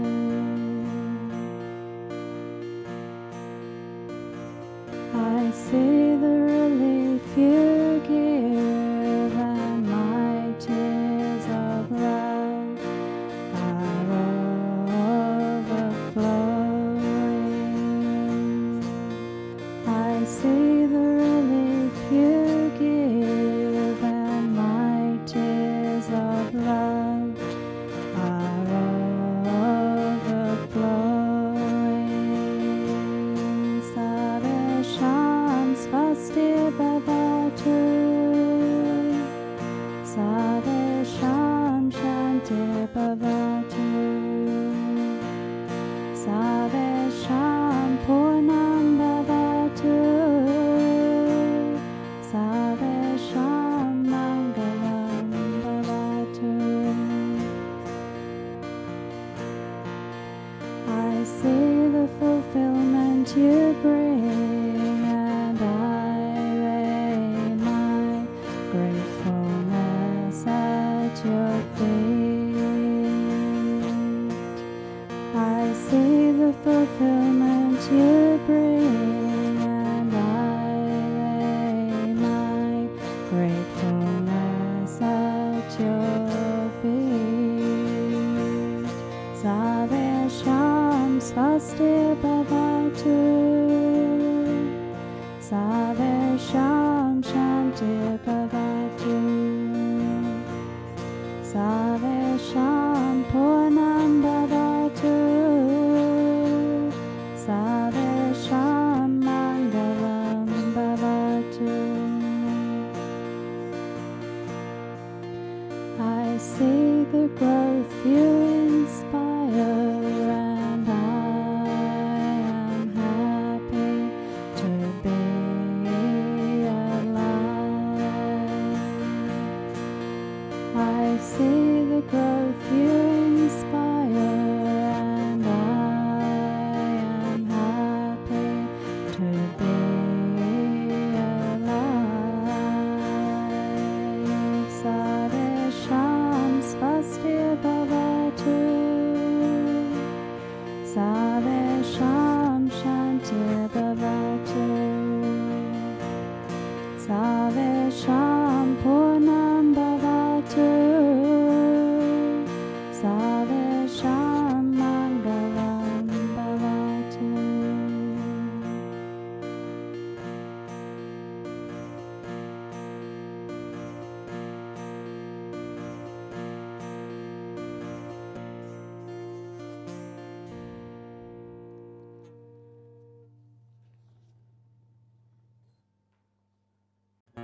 Could you feel when he was raising your vibration? Can feel it still now, definitely.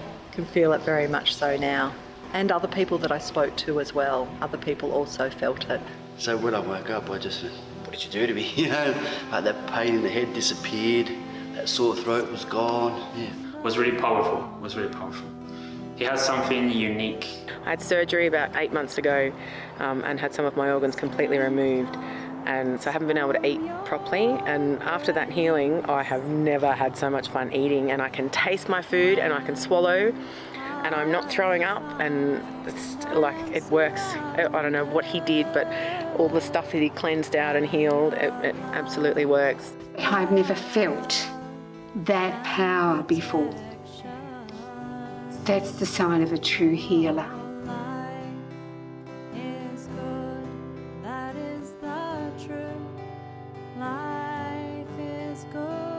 Our body is constantly healing itself, but when it fully flows, we become very healthy, physically and mentally.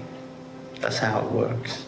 When I'm healing someone, what I'm doing is using energies to feel their being with that ancient light.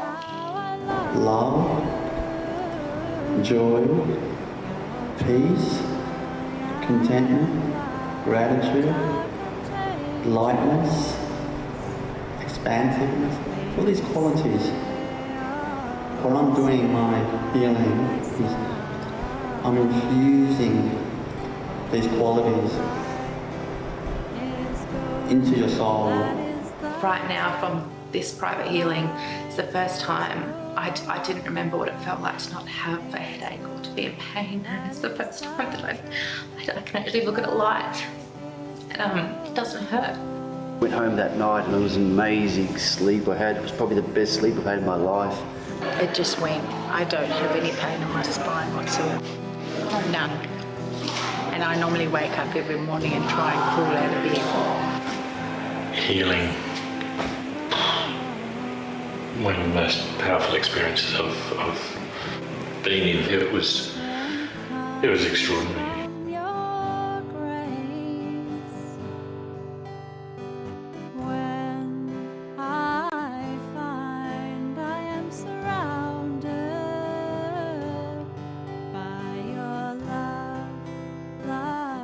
The energy is genuine because I can feel it, and that was true. It's evidential for me, otherwise I wouldn't be coming back. His abilities are amazing, absolutely amazing, and I also get his distance healing, which I absolutely love, and that's been really helping me through a hard time. And so I guess it's probably one of my favourite parts of the retreat is getting the healing, because I know how powerful it is. It's amazing. The healing today and the Satori as well, that was just incredible. Very grounding, very centering. It was just, yeah, it's really great. And he is just a powerful master. His energy is so lovely that I connected so much with him. You feel that presence. I wouldn't say just him. I would say the present. Yeah, because I think he's much more than just what we see. This is the most joyful thing, the best thing I've done in my life. Money can't buy it, you know what I mean? Like, it's amazing. I'm completely just amazed by the whole experience. It's completely changed my life. Like, I mean, if you paid $1 million or more, you can't put a price on that. It's just priceless. It's priceless.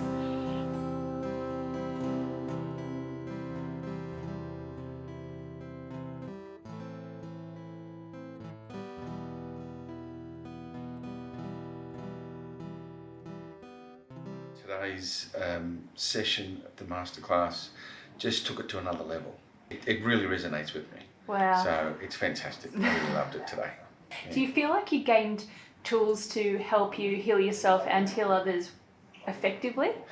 Absolutely. It's interesting, the little practical sessions that we did, the two sessions with two different people, was amazing. I just didn't expect it to work. Yeah, I knew it works, but you don't think it'd work straight away. It's the first time I've ever done that. Did you think it wouldn't work if you did it, for example? Yeah, exactly. I just thought, it might be something that may or may not work for me.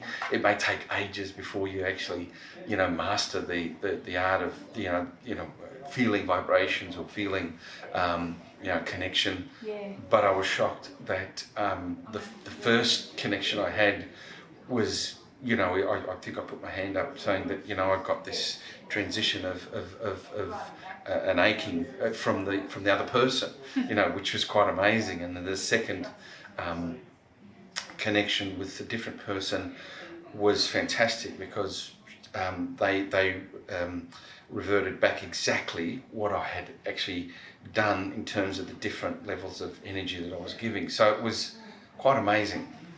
It's taken me to another level of meditation, and also what I would now feel confident in healing myself, and hopefully the opportunity to heal others.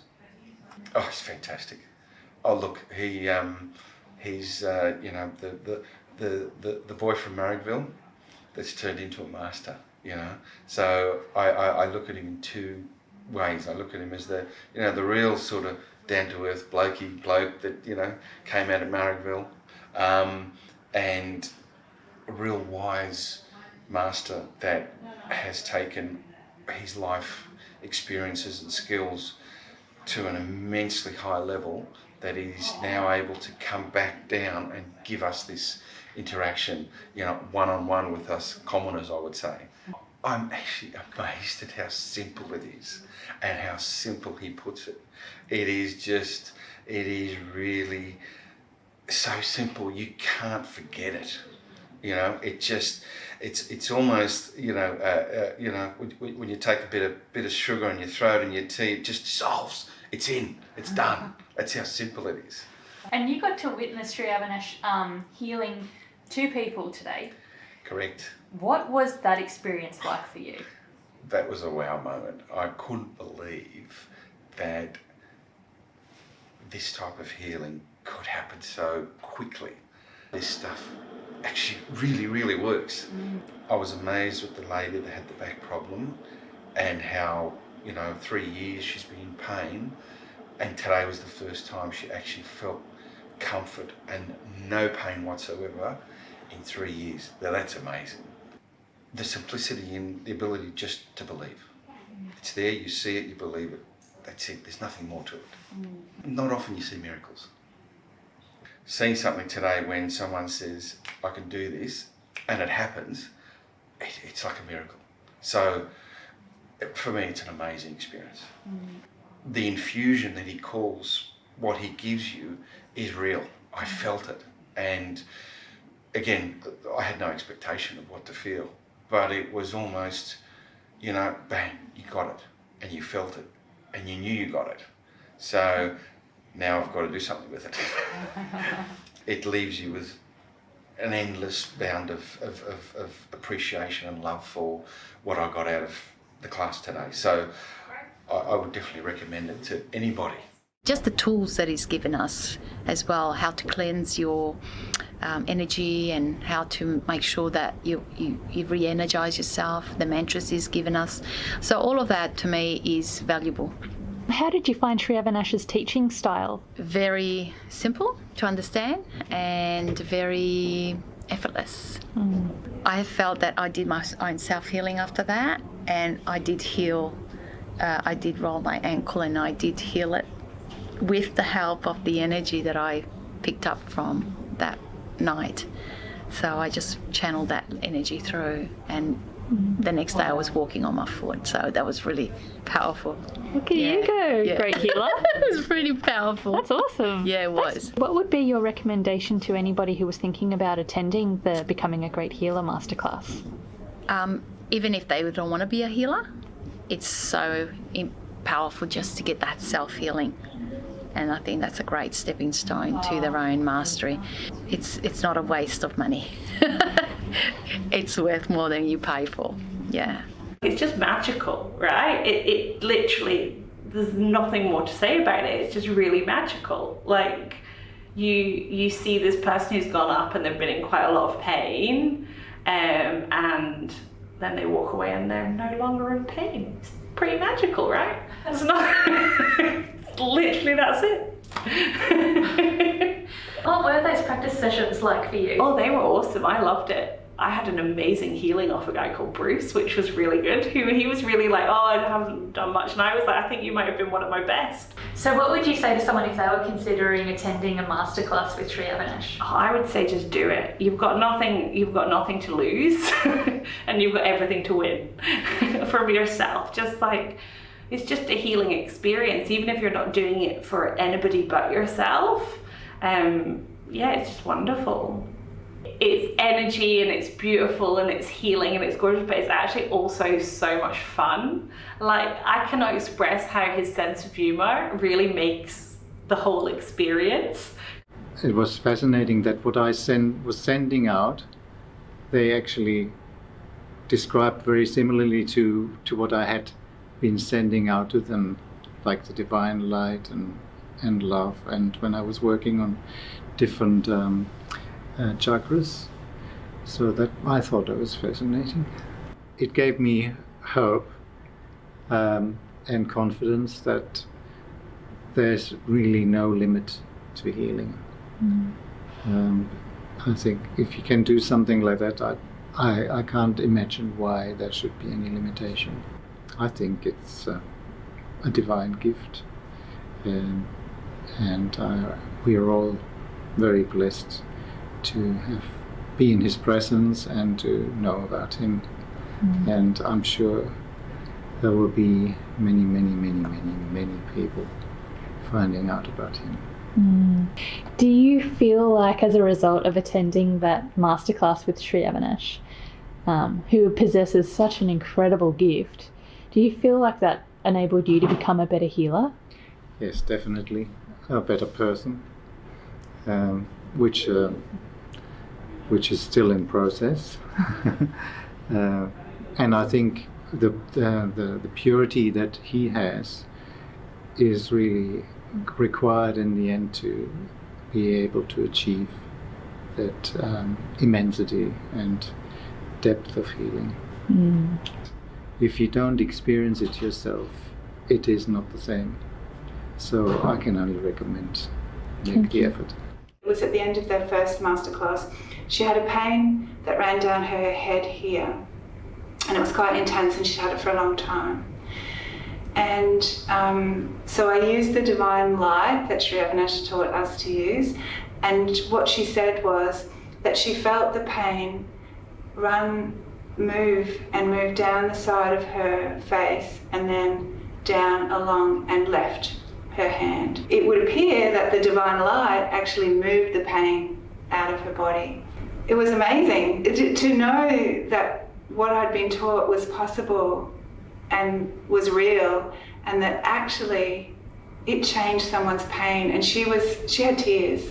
It was incredible. I was very surprised that I could do that, and to learn that I can was quite amazing. Don't wait to think that you're already a healer before you come to the Healer Masterclasses. I would say to people, come, do the Healer Masterclass and discover that you can. Yeah, it's a discovery.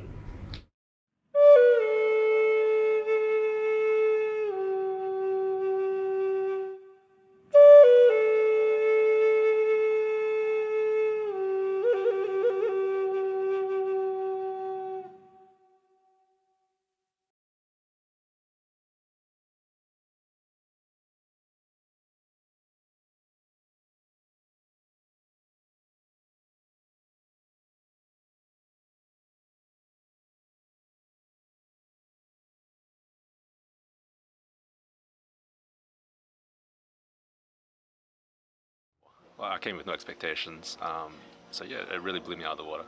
It's almost like they say, if you're going to do one thing in your life, do this. I've been on a spiritual level for so long, but this was the ultimate experience I had in my life.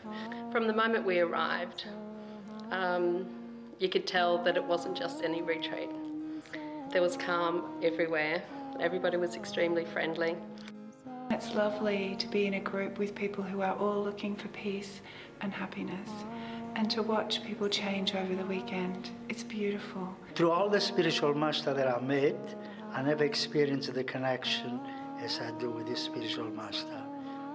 I mean, everyone has goodness, but he has something really special. He is just an amazingly beautiful presence.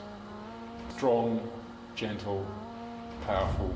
You feel his unconditional love and his compassion, and at the same time, his joyfulness, It's so good, In most spiritual retreat, everything is serious. Here I can't stop laughing. He's the funniest master you're ever going to meet. Most genuine and happy and joyful.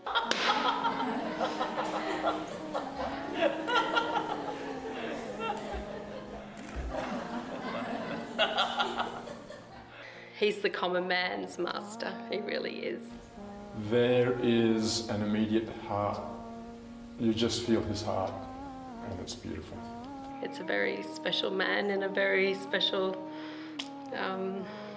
body doing God's work. Those whose hearts are not open to me during this retreat, they're going to feel great.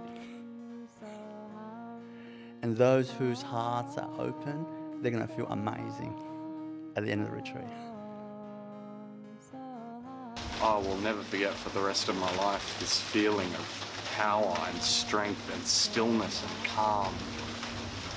Like a solid tree surrounded by crazy wind and it just doesn't move. That power, that feeling, that is just out of this world. That was just incredible. Very grounding, very centering. It was just, yeah, it's really great. I felt very sort of chaotic, just very off-center, very ungrounded before I came yesterday. Now I feel probably more grounded than I've ever felt. All I could feel was love, peace and joy for the whole of humanity, the universe, everything, which is what I've been praying for. It's just an amazing moment. It's an amazing experience and so powerful. Your mind will be wrestling all over the place, going all over the place. And it's a bit like arm wrestle. It's spiritual arm wrestle, you know? And I arm wrestle you. And when I get you down like that, that's your insatori, which is a temporary state of enlightenment. He teaches complex subjects in a really easy to understand, straightforward manner that have examples in our everyday life. His talks are always interesting, his questions and answers, he's funny. And he's got all these metaphors from his own life when he was growing up, which helps us relate that to our own lives and the experiences that we've had. I could feel when he was around me. It was just the most beautiful feelings. You could see a real difference in everyone's faces, like before and after.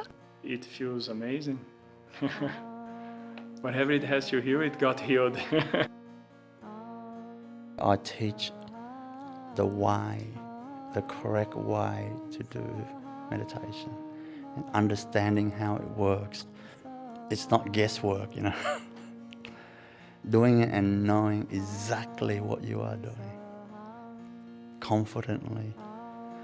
And when you practice it, you get results. Yeah, he's so, loving to everyone, calm. And then just the way he spent time with every individual is the thing that everyone can see. It was so lovely. He just put his hand on my head, and I can just feel just beautiful energy coming through my body. So peaceful, you know. Really in my heart space as well. Just beautiful love. So that's a very, very special event, and being so close to him and feeling that pure energy and that pure love and the way that transcends my being at that particular point in time. I just felt like a very different person when I stood up. I feel magically blessed to have this experience and to have access to Sri Avinash in any form.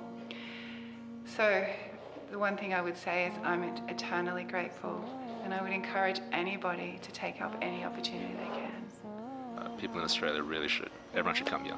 Everyone should experience something like this.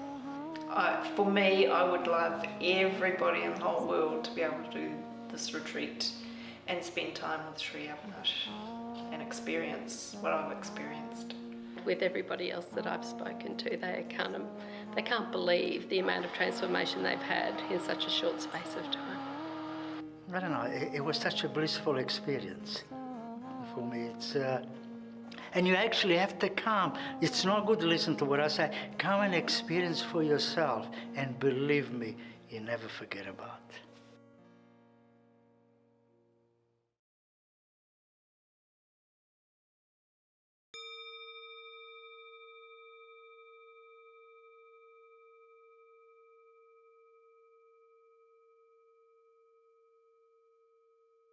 Were you inspired tonight? Oh, it was amazing. It really was. My favourite part is just someone sitting up there and just having the intention that he had, and being able to feel the energy flow through my body. It was amazing.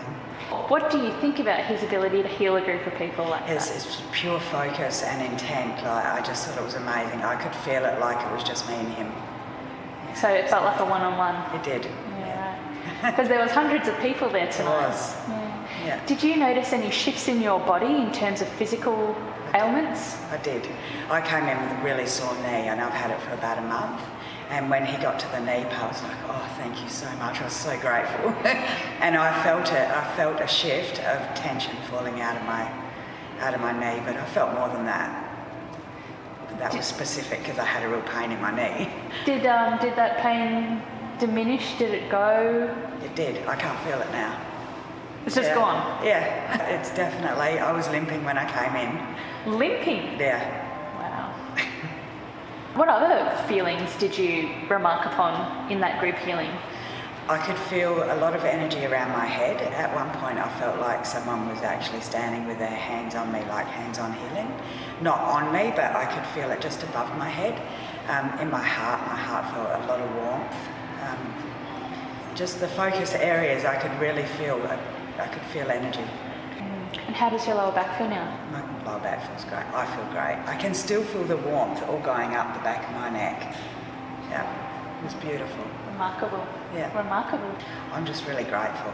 I'm really grateful. When I walked in, I actually felt a bit emotional with all these people coming in on a Friday night and being able to come together, and it just shows how far we're all coming and what's important to us. And you know, for someone to come in, and all of you actually, to come here and give us this gift, I'm very grateful. Thank you, Susan. Thank you.